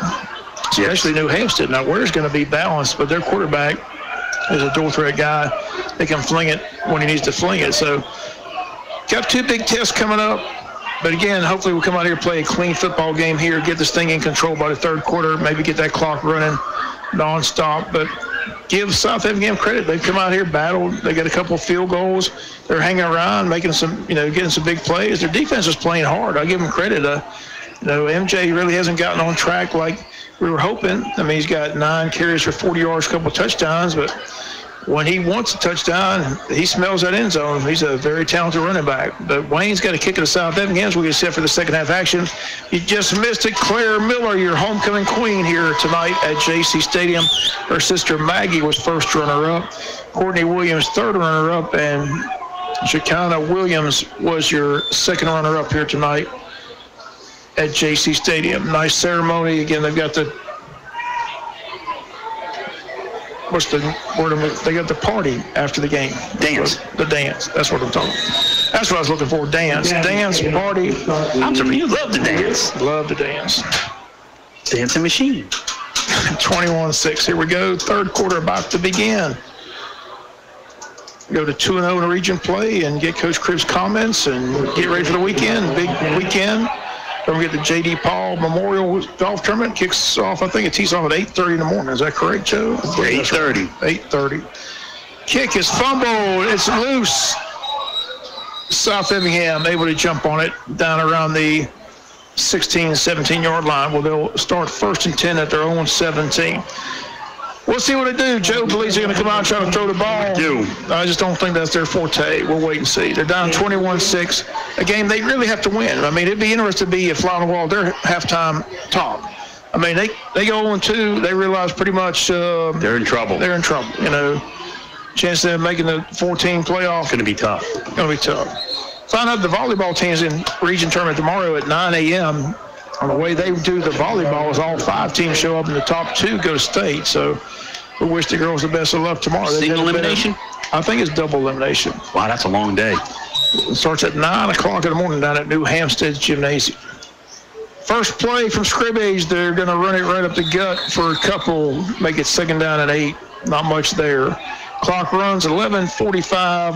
3rd quarter action. Short week, as Joe mentioned, will be back in action Thursday in Savannah against New Hampstead. The lineup will be the same. Coaches show. Won't have a high school scoreboard show, though, that's for sure. That's right. They won't. That's right. There is no high school scoreboard show on Thursday night. But we will have a Country Financial post-game show. But it should be a fun game over there in Savannah. Yes. 11-18, 11-17, 2nd down. They're going to keep it with the quarterback, who's going to get sacked behind the line of scrimmage. He took a lot of heat. Defensive ends came flying in, and they hit him behind the line of scrimmage. Going to be a loss of a yard or two. We'll call it 3rd and 10. Back to the original line of scrimmage. 10:55, Pat Rogers gets the credit for the tackle and the sack of the quarterback. 3rd and 10 from their own 18. Wayne 21, South Effingham 6. Quarterback Taylor Jackson going to keep it, run and throw, incomplete. Good coverage out there by the secondary. Brings up 4th down, stops the clock, 10:30 to go. 3rd quarter, they'll punt to Wayne County. Good job by the Yellow Jacket defense to get a 3 and out. Be interesting to see how the second half scoring goes, Joe. 21-6 at halftime. Let's see how bad we can outscore them here in the second half. I'm going to predict that South Effingham does not score. Okay. Again, we've been able to make halftime adjustments all season long. I believe we made halftime adjustments at this halftime. I think South Effingham scores none. The question is, how much do we score? Well, Bob, they scored 6 points on a muffed punt by us that gave it to them inside the 20, and then they hit the one long pass play, and we held them out of the end zone. So they have not moved the ball down the field all night. I'm just going to stick to that prediction. I'm saying they do not score here in the second half. End-over-end kick. Wayne County again going to get away from it. It's going to go out of bounds on South Effingham's side of the field. See where they spot it. 28-yard field goal, or 28-yard punt. 47-yard line. Wayne County's got the ball back on offense. Let's see if we can put some points on the board and push this lead higher than 21-6.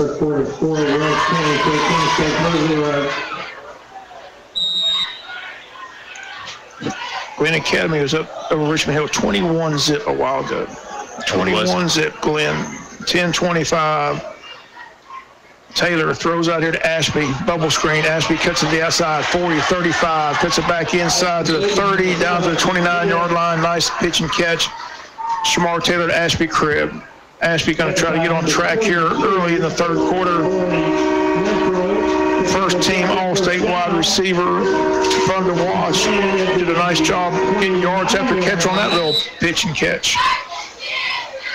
Clock runs towards 10 minutes, 3rd quarter, 21-6. Wayne County 29 yards away from pay dirt. Early in the 3rd quarter, up 21-6. Taylor going to keep it. Going to throw down there, looking for Patterson, and it's incomplete. Just underthrew him just a little bit. It was the right read. He had him one-on-one, and he just underthrew him just a little bit. Yeah, that's a play we were asking for early in the 1st quarter, Joe. Again, the one-on-one situation with Patterson, the cornerback, but looks like South Effingham made an adjustment. That's a lot taller cornerback back there than it was earlier in the ball game. Who made a nice play, knocked it away, 2nd down and 10 from the 29-yard line of South Effingham. 9:55 left to go. 3rd quarter, Wayne 21, Mustang 6. Taylor going to throw out in the flat and too high. And incomplete. That's close to being a lateral. You tried to hit Kaliz Hadley out of the backfield, and that ball was very close to being a lateral, Bob. 3rd and 10 for the Yellow Jackets. Clock stops on the incompletion.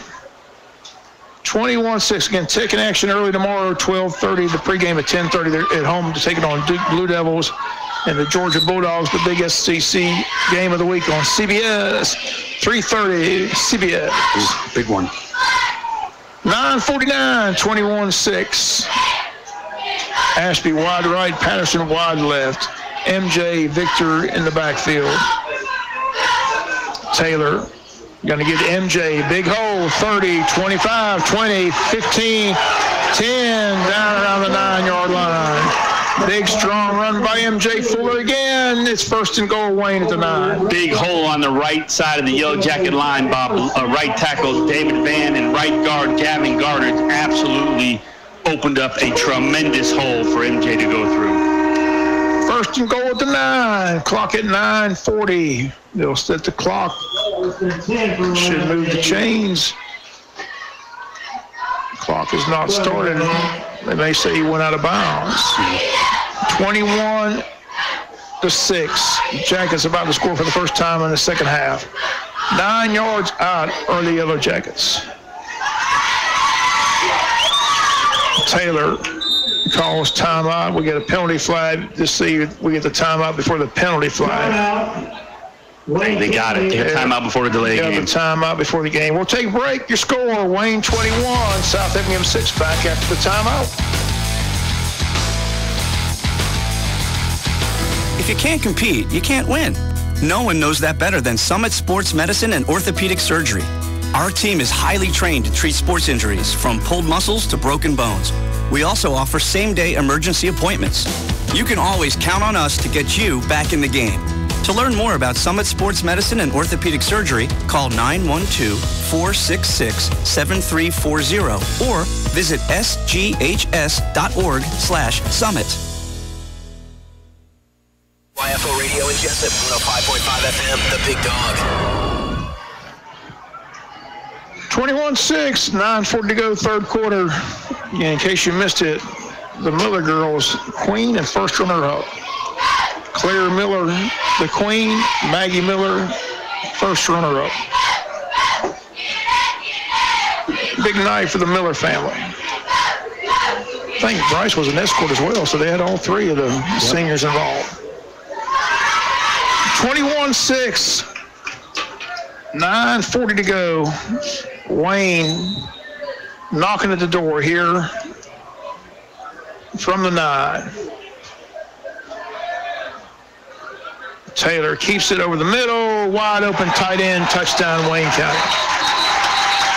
Wide open. See who got the catch.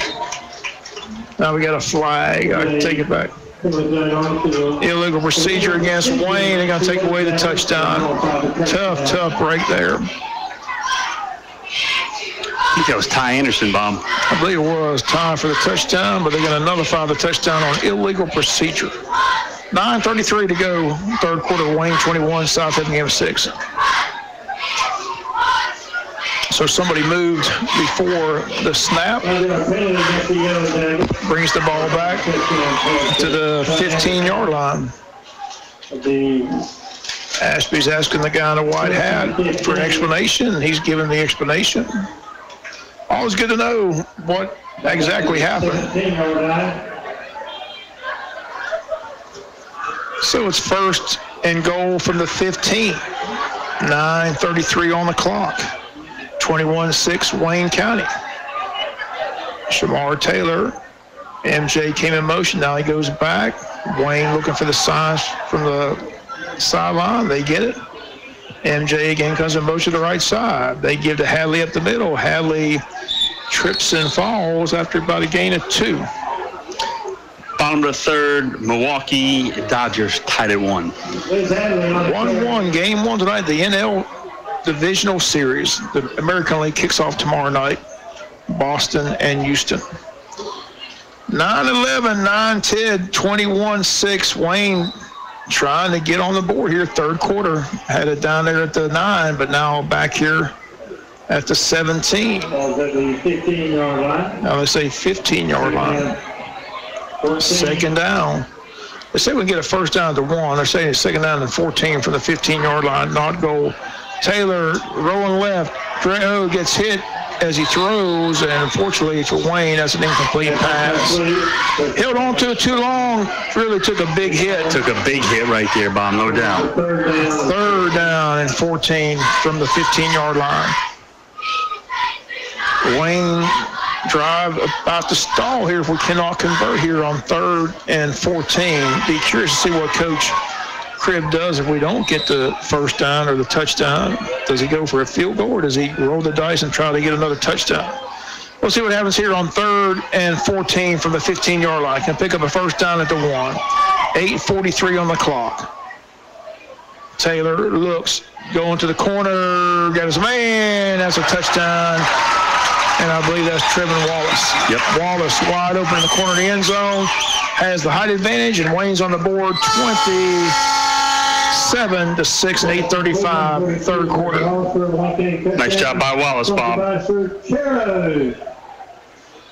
Taylor for his first touchdown in the air tonight. Trevin Wallace goes up and picks it out of the air with 8:35 to go.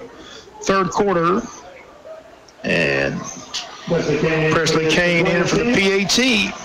See if he can put it through to make it a 28-6 ball game. Snap down, the kick is up, and the kick is no good. Another missed extra point. So it stays 27-6 in favor of Wayne County. Second missed PAT tonight. We'll be back with the kick after the timeout.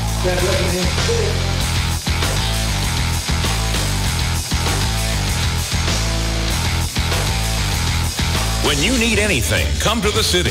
Pawn City has the best prices on the things you need and saves you cash and gives you the most for your money.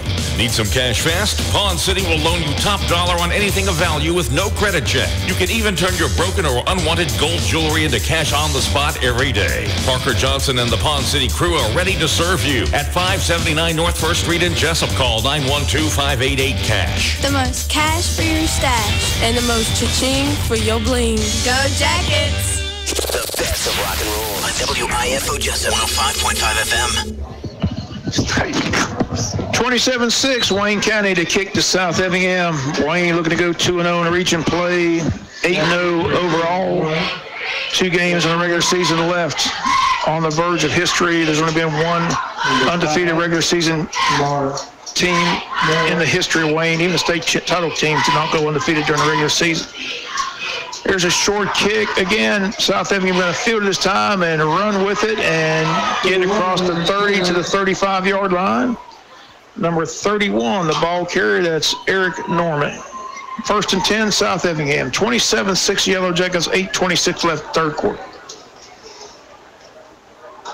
Going to 2-0 in the region play, 8-0 overall. In the Thursday night game in Savannah. You're calling this one official, Bob? It's official. This is the only thing to be determined is the final score. Or if it's a running clock. A running clock. We need one more score for running clock. South Effingham's not scoring the rest of the game. I told you that at halftime. 27-6. The only thing is how many points we're going to put on the board. Hopefully a bunch. 1st and 10. Like I said, I'm sure these coaches got their message across at halftime. Quarterback keeps it and comes through a hole for 3-4 yards up near the 40-yard line. Nice play again by the quarterback for South Effingham. Logan Pritchard with another tackle. Clock runs towards the 8-minute mark, third quarter. The weekend is here. Hope everybody, don't forget the rodeo. Rodeo tonight and tomorrow night. 20th annual Lean Tom Memorial Road. Congrats to those people in Scriven, Georgia. That's a lot of work to put one of those on. That's a great entertainment. If you've never been to the rodeo, strongly suggest you hit on out there tomorrow night if you didn't make it tonight. Again, starts around 7:30. They got the Cowboy Church and the Gospel Sing, but the rodeo event gets anywhere around 7:30. It's the real McCoy now. Look, you want to see some bulls and some bull riding? I'm telling you. Some bronco. They got the milk contest. Wild cow milk contest. I'm telling you, they do it upright. Yep. Great family entertainment. Go out there and check it out tomorrow night, the 20th annual Lean Top Memorial Rodeo. Again, our hats off to that family. They've been doing it for 20 years now, 20th anniversary. Wow. 3rd down and 3 for the Mustangs. And I don't think they got there. Wayne County stops them short. And these officials are going to mark the ball where it's supposed to be marked. Not going to give them a first down on 3rd and 3 like they did last week. 7 minutes to go in county. Ware County 21, Statesboro 7, late third quarter. 6:55 and counting, 27-6. Wayne about to get the ball back. See him put more points on the board. Clock at 6:45, third quarter. 27-6 the score at the moment. Wayne County leads it. Number 3. South Effingham waits on the punt, waits on the snap. Clock at 8, 7, high snap. And a low kick, and Wayne County fields it in open field. Here we go. Can he take it back? No, they tackle him from behind. Look like a horse collar tackle. They don't call that. But a nice return. Let's see who's got it. Picked it up in midstream. Elijah Hartzog picked it up and almost returned it for a touchdown, but has it down at South Effingham's 33-yard line. It was a squib kick. It took one hop. It's like a shortstop fielding a ground ball. Elijah, baseball player, knew exactly what to do in the outfield. One hopper, took it back 20 yards. It's a bad kick. Bad punt. But I didn't. It just came off the foot funny. I think you almost whiffed. Okay. 6:09, third quarter, Wayne County 27-6. Back on offense. Taylor in trouble. Trying to get out of trouble, not going to get out of trouble. Lost big yardage all the way back to the 45. Took a big sack there. Luckily, he didn't cough it up. 2nd down and 10, but I wish he would have took the sack 5 yards further afield. He had no time. He kept retreating with 2 guys on his back. Sometimes you just got to go down. 2nd down. Lost a lot of yardage on that play, almost 8 yards on the play. Pierce 42, Long County nothing, third quarter. It's been a tough year for Coach Pollock in the Long County Blue Tide. But he told us, Bob, at the banquet that he had a lot of young players. Tough region. Tough year. Tough region.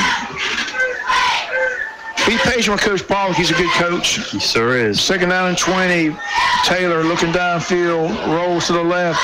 Green grass in front of him, going to take it, and now run out of bounds. Smart move. Don't take a big hit there. Comes up well shot. He'll set up 3rd and long. South Effingham player down. Not sure what happened there. He was trailing Shamar. I'm not sure if he got a leg cramp or what happened. Didn't see him get hit. They're going to say injury timeout. We'll take one as well. 27-6 your score. When we come back, Wayne's got the ball at the 38-yard line of South Effingham, leading 27-6 back after the timeout. Are you in the need for a family physician? Southern Family Medicine is now open in Jesup and is accepting new patients. Southern Family Medicine is located at Dr. Gehring's old office. They accept same-day appointments, and some weekend appointments are available. Check out their website, southernmedicine.com. They are also on Facebook, Instagram, and Twitter. Southern Family Medicine, where you're treated like family. Located at 999 South Macon Street in Jesup. Motown, soul, and rock and roll on 105.5 FM, The Big Dog. 27-6 your score. Injury timeout. Again, they say he did get hit on the play, but again,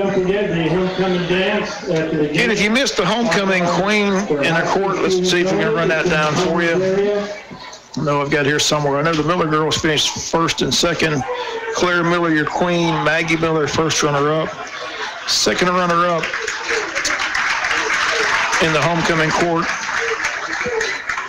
was Shekinah Williams, escorted by Hunter Scott. And your 3rd runner-up was Courtney Williams, escorted by Griffin Boycott. Yeah, Maggie Miller was escorted by Ashby Cribb. Claire Miller escorted by Cooper Martin. So Joey Miller and Leslie Miller having a big night. Their daughter's 1st runner-up and queen of Wayne County. Injured player taken off the field. We're ready to go here. 5:13, third quarter, 27-6 in favor of Wayne. Wayne, a 3rd down. Taylor looks over the middle, got a man complete. I believe that's Ty Anderson. Yes, it was. And Anderson's got it for a 1st down for Wayne County. Tight end with a nice catch over the middle, inside the 20 to 18-yard line. Nothing fancy there, Bob. Just a play action fake, and tight end just ran straight down the seam, and he was wide open. So Ty gets his 1st catch of the night. Good to see him get in the action. 1st and 10 now. Wayne 19 yards away from another score here at JC Stadium, already up 27-6. Taylor takes the snap, looks, throws out to Ashby, almost intercepted. Almost picked off. It's incomplete. 87. But 87 like to step in and pick that ball off. Yeah, he didn't even look, Bob. He just went and just threw it right there. I don't think he saw him. No. I mean, they never did see 87, but 87 had a chance for a pick 6 right there. Yes. Stephen Kraling. But again, fortunately, he drops the ball for Wayne County. And it brings up 2nd down and 10 from the 19-yard line. Wayne County 27, South Effingham 6. Clock at 4:44 against us with the incomplete pass. And now we got a whistle, and what do we have here?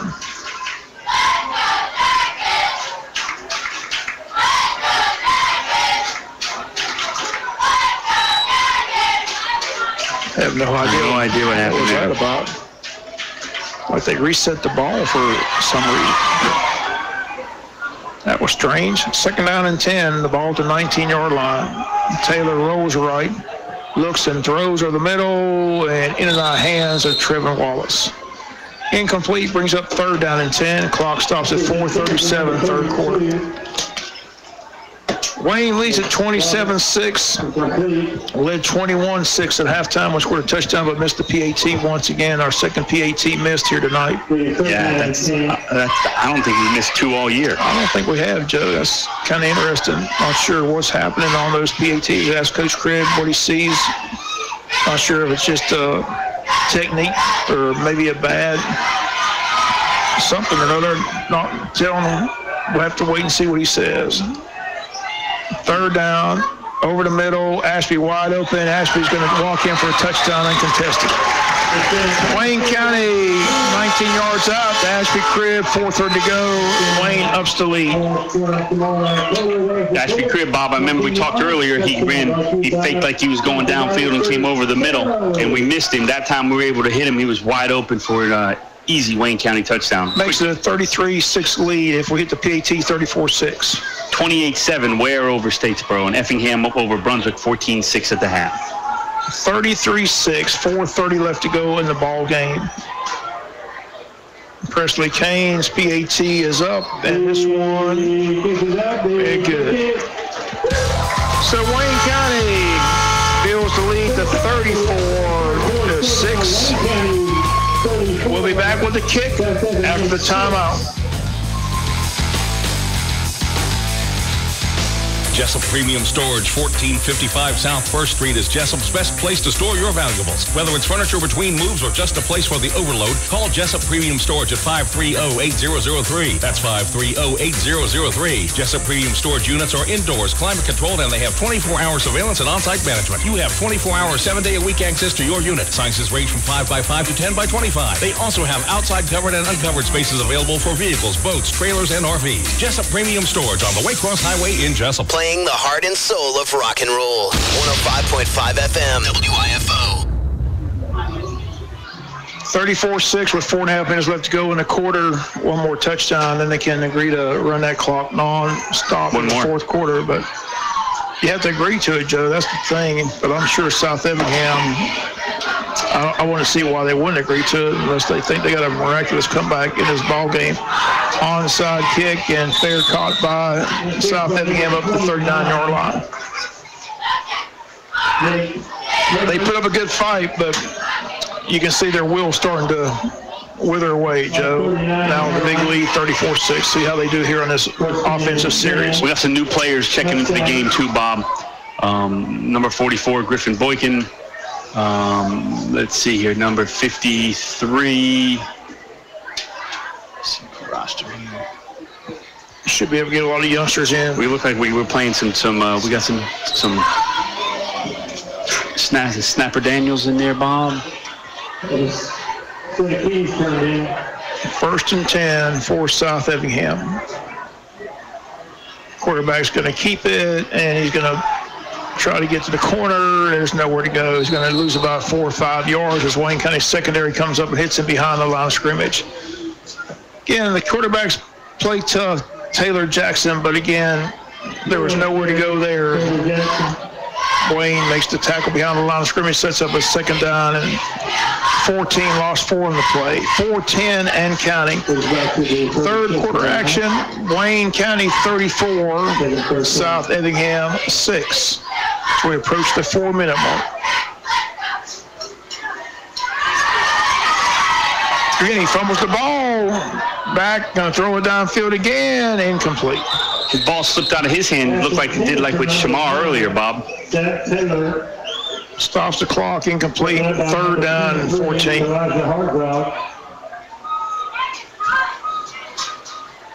3rd and 14.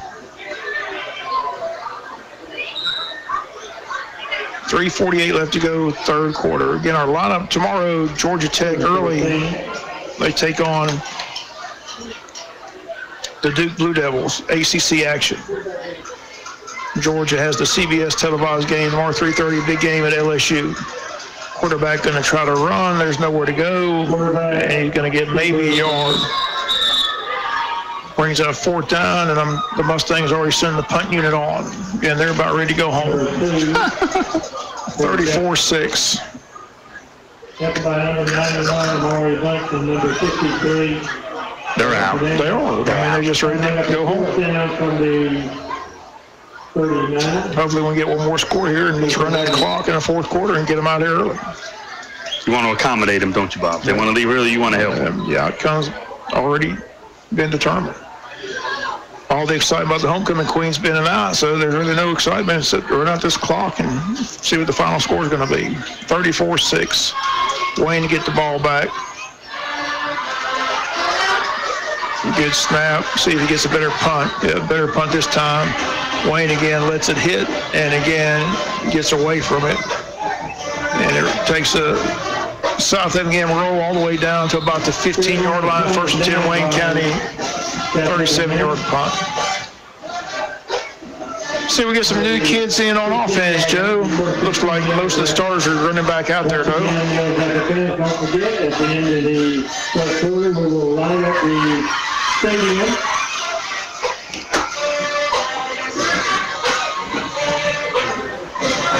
First and 10, Wayne, 34-6, 3:10 to go, third quarter. Let's go for a big play here, Joe. Send Ashby. Work on the passing game here. Send Ashby right down the seam and throw it away. 27-7. Where? 3:02 in counting. 34-6.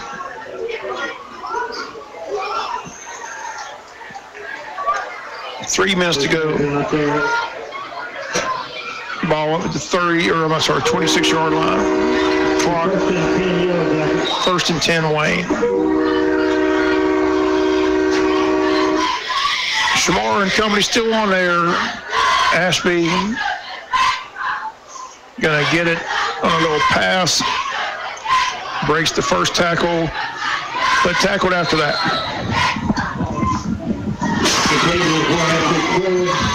Little 4-yard gain for Ashby Cribb and company. Clock at 2:39 in counting. 34-6 to score at the moment. 34-6.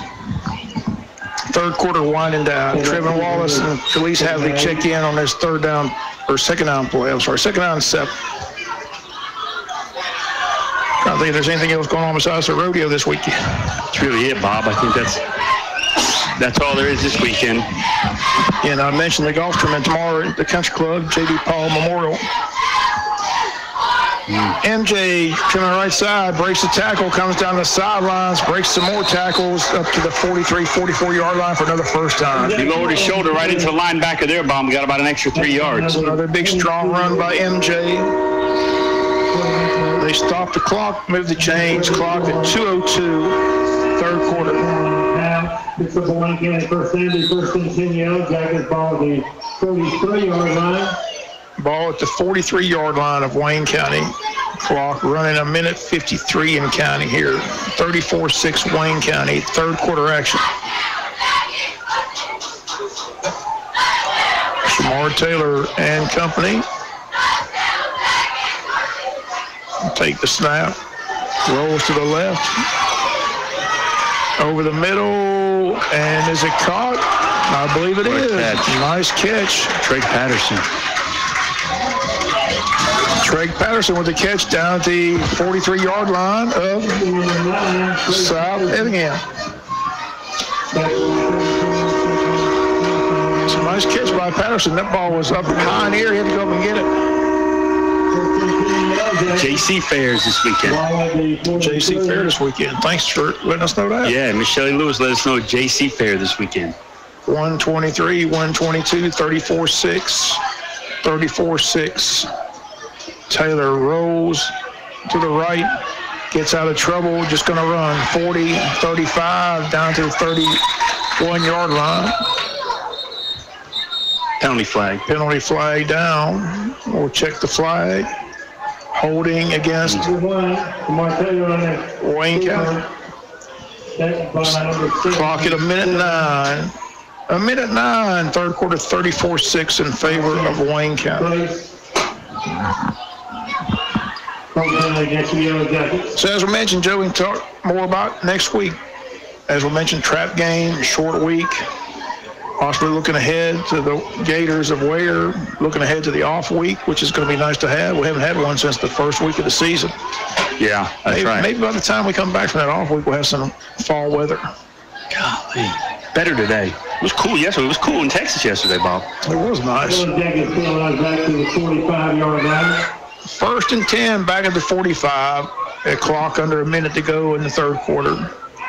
Wayne County 34, South Effingham 6. Stay tuned with Country Financial post-game show after the game. We'll hear from Coach Cribb, get his comments about the game and what remains for this high school football team. Little flip, big hole, and that is Hadley. Felice Hadley. Shy of a first-down marker, though. On 1st and 25, they picked up a lot of it back. It's going to be 2nd down and 12. T-shirts. 2nd down and 12. Clock under a minute. 42 seconds remain. 34-6 in favor of Wayne County.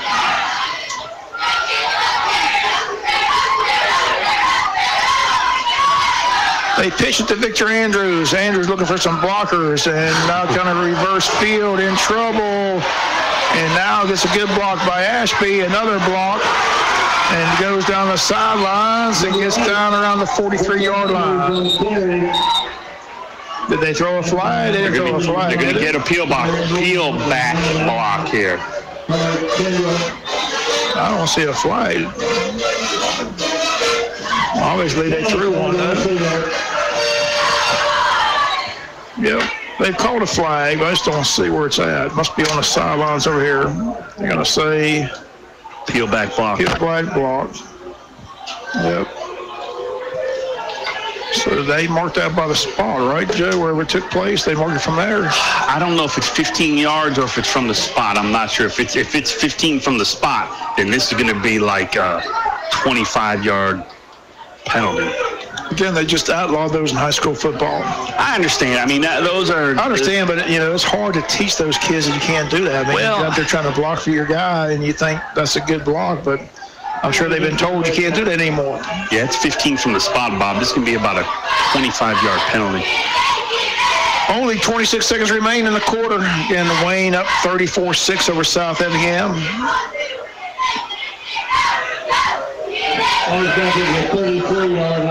What was the line again? 36. 36. They're going to be close. They're always close. Amazing. Claire Miller, the queen, with the crowd making her rounds in the stands. As Joe mentioned, she looked like she was totally shocked. Yeah. Her sister, Maggie, was named first runner-up, and then they announced the queen. Throw downfield, looking for Wallace. Wallace has got it. Inside the 20, down to the 15-yard line. Big throw and catch there. Shamar Taylor to Trevor Wallace. Wayne knocking at the door with 5 seconds remaining in the third quarter. And Taylor comes up holding his hand. Not sure what happened there. Shoulder, Bob. I think it's his hand. Looked like he hit his hand on the helmet of the opponent when he threw the ball. And they're going to take him out for the time being. And that's the end of the third quarter. We'll see quarterbacks when we come back in the fourth quarter. Wayne's knocking at the door, 34-6, 12 minutes remain in the game. We'll be back with the fourth and final frame after the timeout. Damon's Restaurant is open 7 days a week and offers daily specials and has a wide variety of menu items from salads to wings to burgers and fries. And check out their famous turkey burger. Damon's is famous for their variety of sauces, mild, wild, insane, or inferno. And when it comes to party platters, Damon's can make your party special. Simply call on the order ahead of time by calling 588-WING, 588-9464. Damon's Famous Fingers and Wings continues to please its customers. And if you're looking for a great meal any day of the week, stop by and enjoy Damon's. You can stop in or use the drive-thru at the location 336 West Cherry Street. That's Damon's Restaurant, a Wayne County favorite. True Oldies on WIFO Radio in Jesup, 105.5 FM, The Big Dog.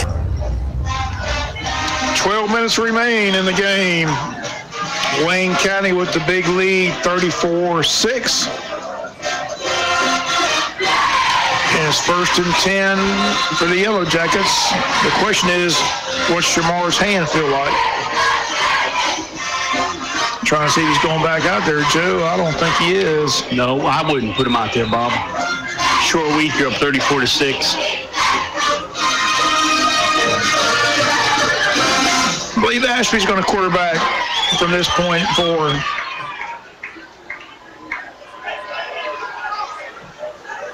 So Ashby Cribb, the backup quarterback, going to start the fourth quarter. The ball down to the 14-yard line of South Effingham. 1st down and 10, Wayne County. Trey Pierce, Bob, in at quarterback. I'm sorry, Trey Pierce, the youngster. Trey over the middle and incomplete. So the freshman gets back to more action here at the quarterback position. Incomplete pass. 2nd down and 10 from the 14.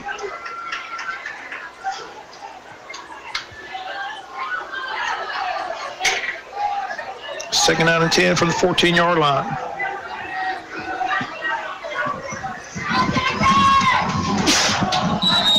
Again, the quarterback, Trey Pierce. Trey Pierce on 2nd down and 10 from the 14. Pitches to one of the tailbacks. He cuts it up. Hadley, did he get in? He did. Touchdown, Wayne County. Police Hadley. Liz Hadley for Wayne County, touchdown. Liz Hadley, Bob, just took the pitch on the jet sweep and found a hole and just hit it hard for a Yellow Jacket touchdown. Yep, time on the clock, 11:43. Hadley from 14 yards out for a touchdown. Comes in the fourth quarter, early minute of the fourth quarter. Score reads now 40-6, Wayne County. PAT will make it 41. Snap down, the kick is up. Kick is good. Wayne County 41, South Effingham 6. And we'll be back with a kick after the timeout.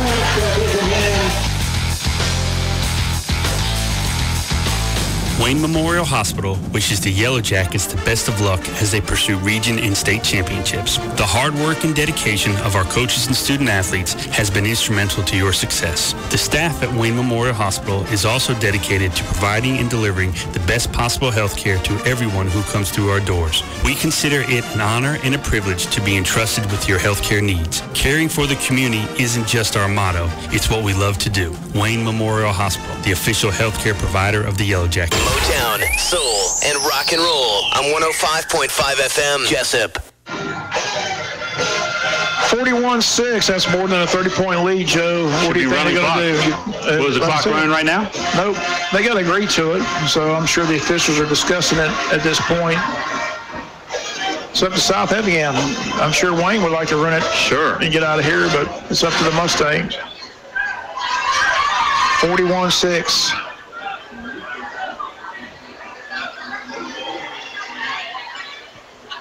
What are we doing here? I think there was a penalty out in the PAT. They're going to assess it on the kick. 15 yards.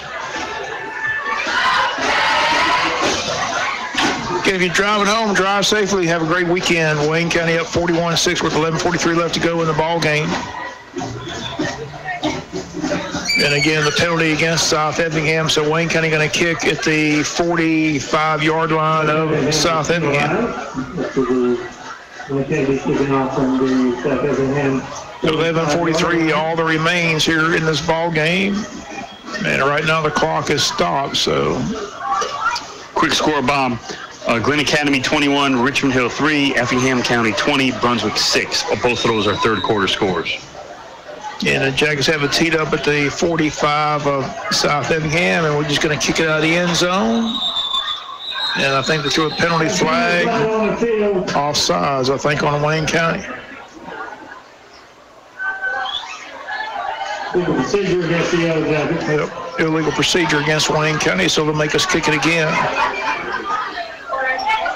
So that's only a 5-yard penalty. I'm sure we'll kick it out of the end zone again. Yeah.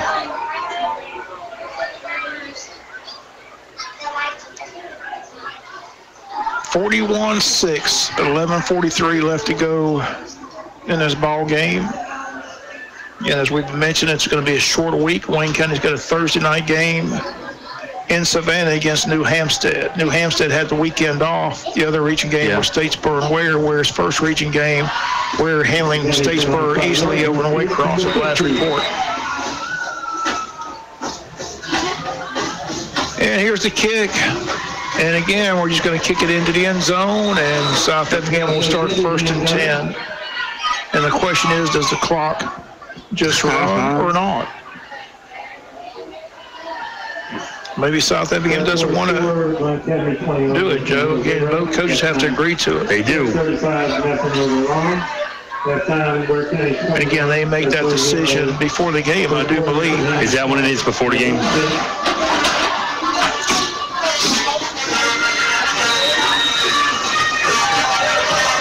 (41-6). South Effingham 1st and 10 from their own 20-yard line.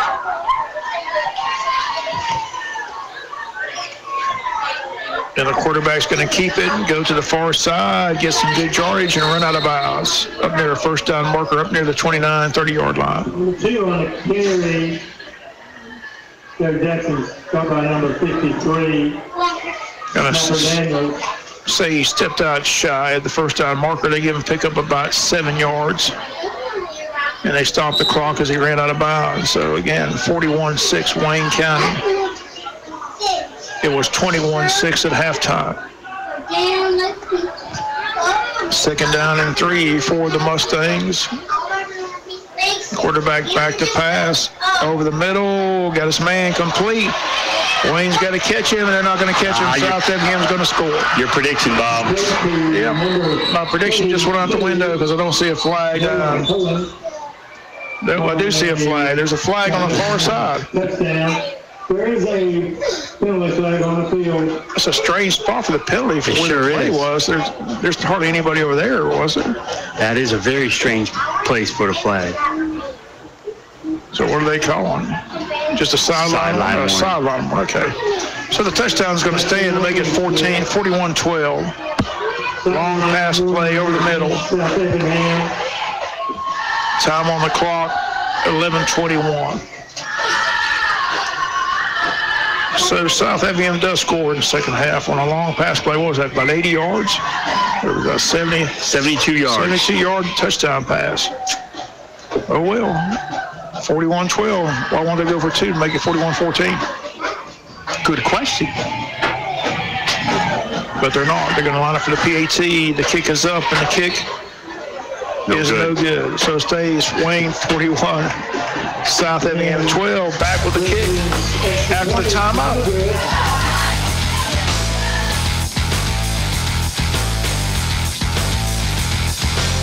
At Prime South Bank, we want to protect our local species. On fall nights, we love hearing their song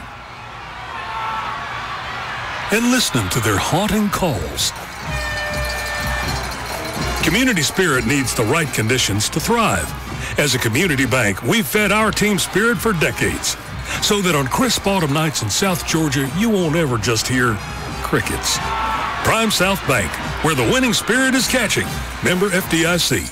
True Oldies on the Big Dog, WIFO Radio, 105.5 FM, Jesup. 11:21 on the clock. South Effingham scores to make it 41-12, but they don't go for 2. They try PAT, and they missed the PAT to keep it 41-12. Still don't understand why you want to go for 2 there to make it 41-14. What's it, the sheet, the holy grail they call it, the sheet that tells you what situation to go for 2? Must not have had it on there. I promise you, 9:41. Yeah, I know, dude. It's got 2-point conversion. They're just trying to get out of here, like you said. Oh, nice job on the outside kick. And Wayne County gets a short kick, and again, we'll start at midfield up near the 48-yard line of Wayne County. Nice. Nice catch by number 5, Bob. See my roster. Number 5 did a good job on that squib kick right at him. Jumped right on it. Did a good job for us. Jay-Sean Corn, good job. 48, see, we get some youngsters in there. Still Trey Pearson, the quarterback, I assume? Yes. Number 12. 11:20 left to go in the ball game. So playing time for some of the young kids. See how we play it. I'm sure we snap it over our quarterback's head. Can he fall on it? He does not, but the back comes back and picks it up. They're going to be thrown for a big loss all the way back at the 25-yard line. About a 20-yard loss, Bob. 20-yard loss on the play. Clock, fortunately, running. 11 minutes left to go with the ball. 48 to the 28. Just no chance for Trey Pierce. That ball was snapped 2 feet over his head. Clock runs 10:53 in counting. 41-12 your score. Wayne facing second down and 30 to go. You have the whole second team offense in right now, Bob. The entire second team offense. Sure, they just want to run the ball, run the clock, and get this game over with. Trey Pierce pitches it to MJ. That's MJ Fuller, the tailback. MJ cuts it up the middle. MJ gets across the 35 up to the 37-yard line. MJ Fuller on the carry. So MJ another flag, Rob. Another penalty flag. It's going to be holding, I think, on the Yellow Jackets from where it was thrown. Yep. Another holding penalty against Wayne. And that was about 2 yards behind the line of scrimmage, Bob, so that's going to be about a 12-yard penalty. That will put us back to about the 16-yard line if I'm looking at it properly. So we've got to go from we're on our 16-yard line. We've got to go from our 16-yard line to their 42 for a first down. It was second down and 30, so now it's second down and 50. 43, I think. Just exaggerating, folks, but it's a long way. But again, all we want to do is just run the clock here. Clock approaches 10-minute mark. Second and 38. Play clock at 8, 7, 6. Go snap it quickly here. Again, just pitch it up the middle. Nice run across the 30 at the 35-yard line. See who that is. Khalees Hadley, number 15. Hadley with a nice run. Clock under 10 minutes now, 9:35 left to go. Again, stay tuned with the Country Financial Post-Game Show coming your way after the ball game. Hear from Coach Ken Cribb, get his comments on the game and about the final 2 games remaining. Wayne County, New Hampstead, Wayne County, Ware County. 1 game on the road, 1 game at home, and the state playoffs after that. And Wayne will be in the state playoffs. So the question is where they'll be seated, 1, 2, 3, or 4. 9-11, 9-10, going to pitch to Victor Andrews. Andrews gets the corner. Andrews in open field. Andrews down inside the 45, all the way down to 43, and close to the first down. It's going to be marker. 4th and 3. 4th and 3, Jackets will go for it. Clock under 9 minutes. 2nd and 38 to 4th and 3. Nice run by Andrews. Again, Andrews just a good ball player. 4th and 3 for Wayne. Clock at 8:35 and counting. 41-12 your score. Trey Pierce, your quarterback, freshman for Wayne County. 8:27, 8:26 and counting. 41-12 Wayne County.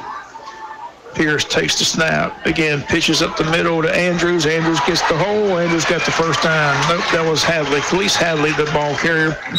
Hadley down to the 25, 1st and 10 Wayne County. Brewers have taken a 4-1 lead over the Dodgers. How about that, Bob? 2nd and 38, and we convert. Some nice runs by Andrews and Hadley, that's for sure. Yep. We talked about Andrews' big play capability, Joe. He showed it on that second down. And sure did. He got 20 yards. Yeah, he got us from 2nd and 38 to 3rd and 3.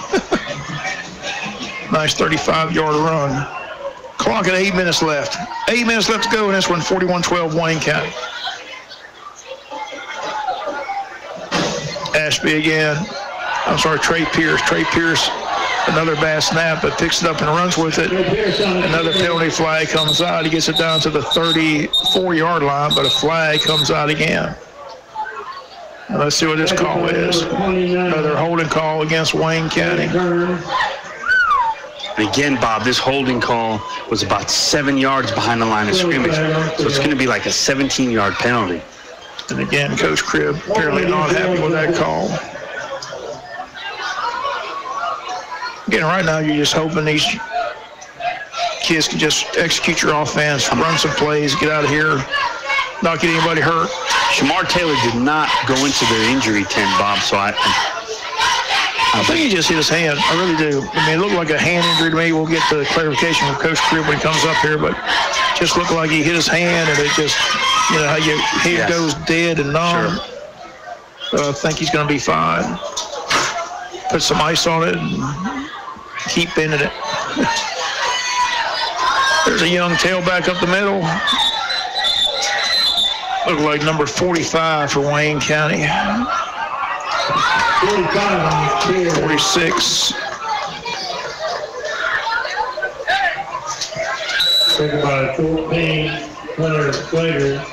I don't know who that is, but it's not him.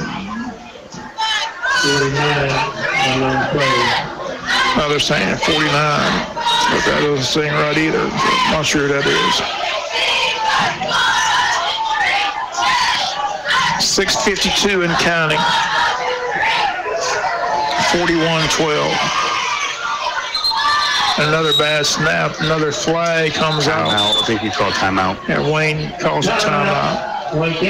We'll take a break here. 6:43 left to go in the ball game. Wayne 41, South Effingham 12. Back after the timeout.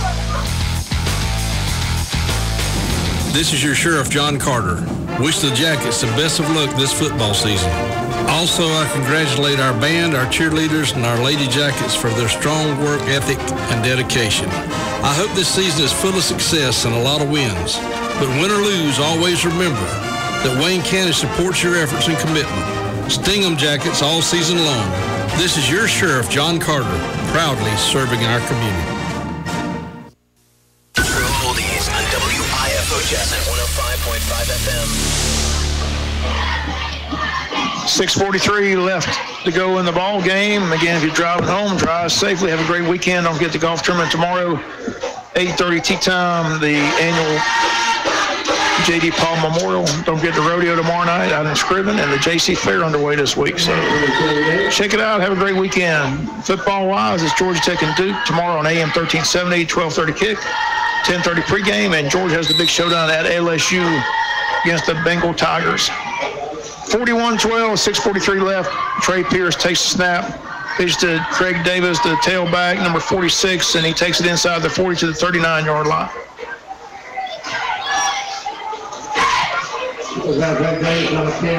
Going to be shy of a first down marker.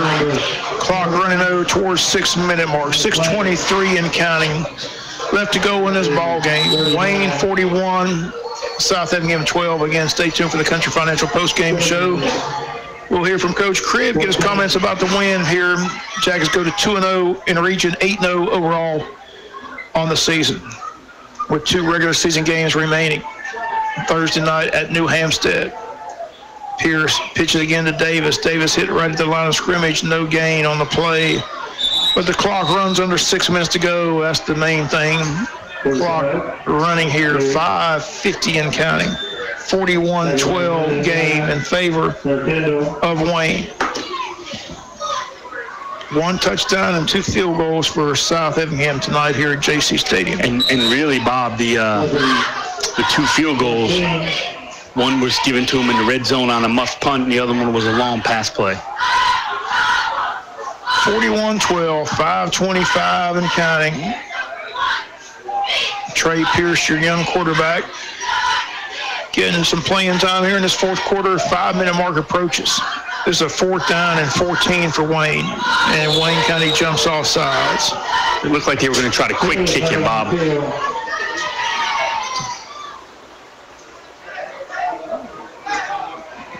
Penalty flag, illegal procedure against Wayne County. Stops the clock at 5:09 left to go in the ball game. 5 minutes and 9 seconds remaining in this one to go to 8-0 on the campaign, Joe.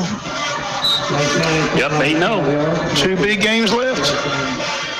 The good next week, the other thing about New Hampstead game, Bob, is a victory over New Hampstead guarantees you at least a first-round home playoff game. 4:58, 4:57. And they are going to kick it. Trey Pierce with the kick. And it's going to take a roll and hopefully die at the 1-yard line. Wow. 44-yard punt for Trey Pierce. Good job by Trey. Ashby comes out and gives him a high five. Ashby's normally the punter, but Trey Pierce did the quick kick that time and putting it all the way down to the 1-yard line. Which is not good because last time we did that, that's right, Statesboro went 99 yards.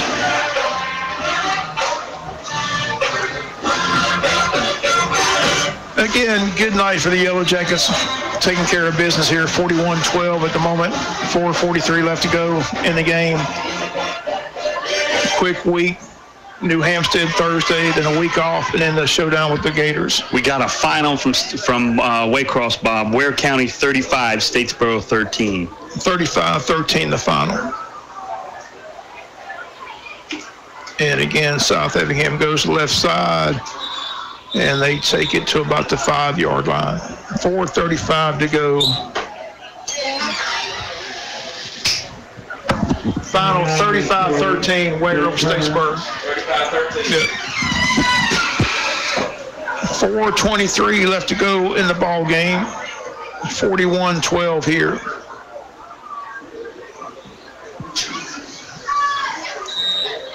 So South Effingham goes 0-2, Joe. So it looks like they've already lost to New Hampstead. Statesboro's 0-2. So they've got to play. It's going to come down to them and Statesboro for that final playoff spot. Statesboro's clearly better. In my opinion, Statesboro is clearly better than this. I would be shocked if South Effingham wasn't the odd team out. Yeah, Joe, looking at it, you would think South Effingham's odds man's out. 1-2 comes down to us and Ware on November 2nd. New Hampstead looks like they're going to be the 3 seed, and then, like I said, Statesboro most likely the 4 seed. They haven't played each other. That Statesboro New Hampstead game would be interesting. Yeah, that'll be possibly for the 3rd seed. Now, things could change, but it still looks like a collision course. Things could change. And we mentioned all during the broadcast, but we'll say it again. That Thursday night game just has trap written all over it. All over it. Short week, looking ahead possibly to the big showdown with Ware. New Hampstead's playing well. New Hampstead's unbeaten in region play. Had a whole week to prepare. I'm sure they're here tonight watching the game, scouting the game.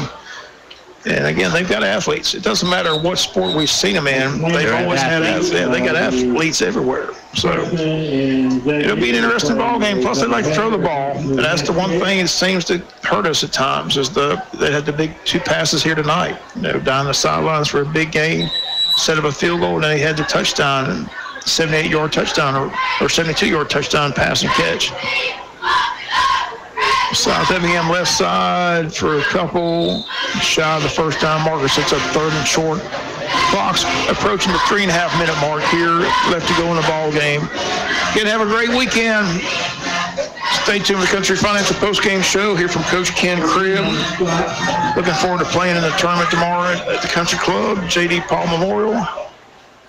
Good fundraising event for the scholarships at the end of the year. Again, sponsored by the Wayne County Home Run Club, put on at the Pine Forest Country Club. It should be a full field tomorrow. And looking forward to seeing the Paul family. 3:22 and counting up the middle for a gain and possibly a first down. It is a first down for South Effingham. So they'll stop the clock, move the chains. 3:17, we'll get under 3 minutes to go on the next play. How about the Georgia LSU game, Joe? Your thoughts on that game?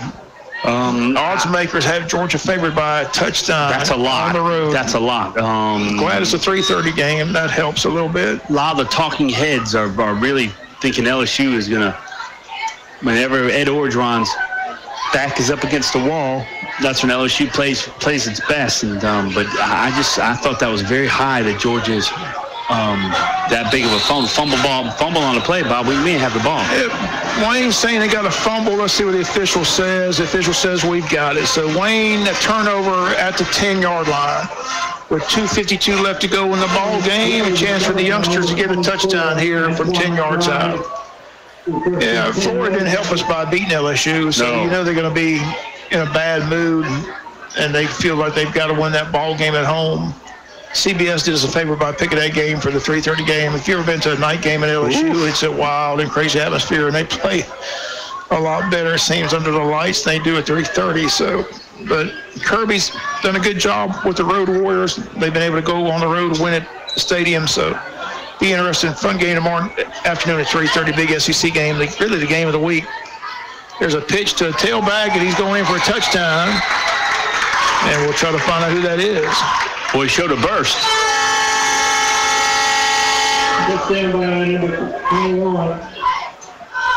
Number 21. I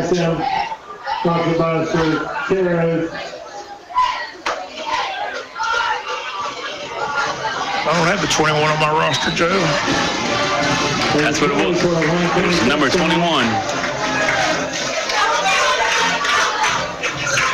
It's a nice touchdown. We'll have to get Coach Cribb to tell us who that is for the touchdown to make it 47-12 from 10 yards out. 2:40 on the clock. PAT would make it a 48-12 game.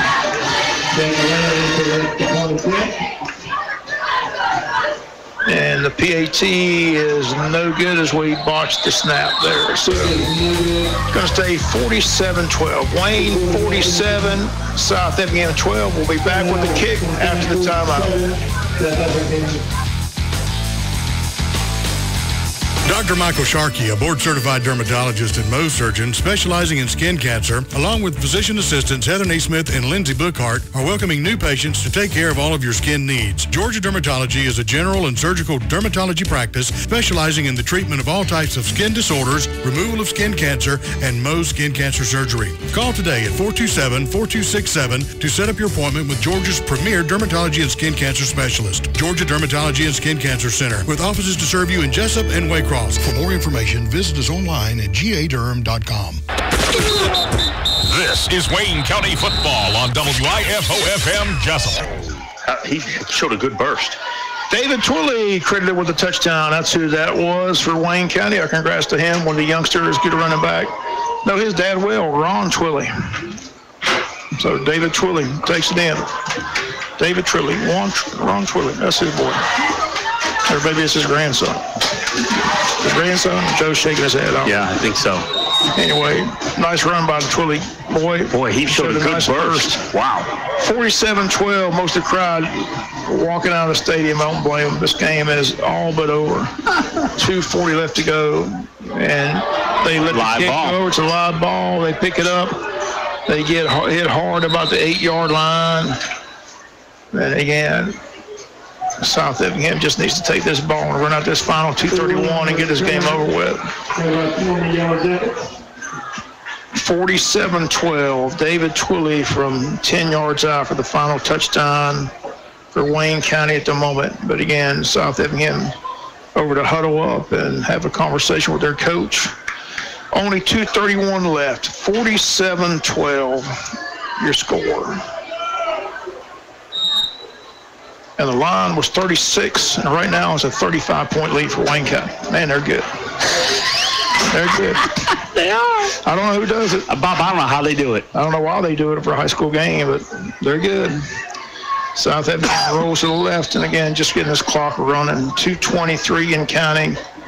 47-12. Yep, the AJC line was 36, and it's a 35-point lead for Wayne County. 47-12. Ain't that something? And we That's played. amazing. This is our 8th game, and they're like 6 out of 8 within a point or two of the line. That's right.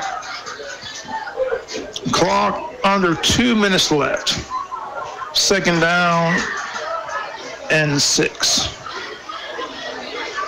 Yeah, and just a running play up the middle, and they've got the first down, which is good news. They can run out the rest of this clock. Clock at a minute 46, a minute 45. It's rolling here. Now they stop it to move the chains. 47-12. Again, stay tuned. The Country Financial Post-Game Show will give you their recap scoring. Talk with Coach Ken Cribb, get his thoughts on the 8-0 start. Get his thoughts on the short week heading to New Hampstead. And, Joe, as you mentioned, we will get that win Thursday. You're guaranteed a home playoff game. That's right. New Hampstead runs wide, nothing doing, clock at a minute 23 and counting. Again, they've got 3 timeouts left, but I don't think they're going to use any of them. No. They're just going to run it out and get out of here. And Wayne County winding it down, 47-12. 47-12 appears to be your final. Unbelievable. Hit the number right by 1 point. A minute 7, a minute 6 and counting. Under a minute. 47-12. Second down play for New Hampstead. Play clock at 5. They snap it. They run up the middle. A big hole across the 30 to the 31. Clock under 45 seconds. May have time for one final play. Wayne 47, South Effingham 12. 30 seconds and counting as they come up to the line. Third down play. 3rd and about 6. And they run it up the middle, shy of a first down marker. But the clock's at 16 seconds, and I don't think they're going to call a timeout. That's going to do it, folks. That's your ball game. Final score, Wayne County 47, South Effingham 12. It's a winner chicken for the 8th straight week. Wayne County, 2 games left to try to finish at 10-0. First time since 93 that's been done. We'll be back. Final score, Wayne 47, South Effingham 12. Back with the Country Financial postgame show after the timeout.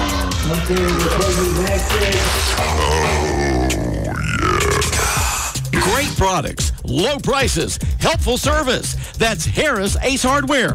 Harris Ace is your place for Yeti coolers, Traeger grills, Costa de Mar sunglasses, Calcutta Renegade coolers, plus Harris Ace is your hometown dealer for yellow wood-treated lumber. Harris Ace will not be undersold on price, so you know you're getting the best price at Harris Ace. Your favorite place for hardware and lumber supplies is Harris Ace Hardware, West Cherry Street in Jesup. Jim Boykin and Boykin Steel and Crane wish the Yellow Jackets the best of luck this football season, and Boykin Steel and Crane's legacy will make your foundation stronger as they specialize in steel fabrication, industrial maintenance, steel erection, crane rentals, and concrete. Boykin Steel and Crane in operation in Jesup and Wayne County since 1972. Jim Boykin has taken over the family business and continues to do what's best for his community. Boykin Steel and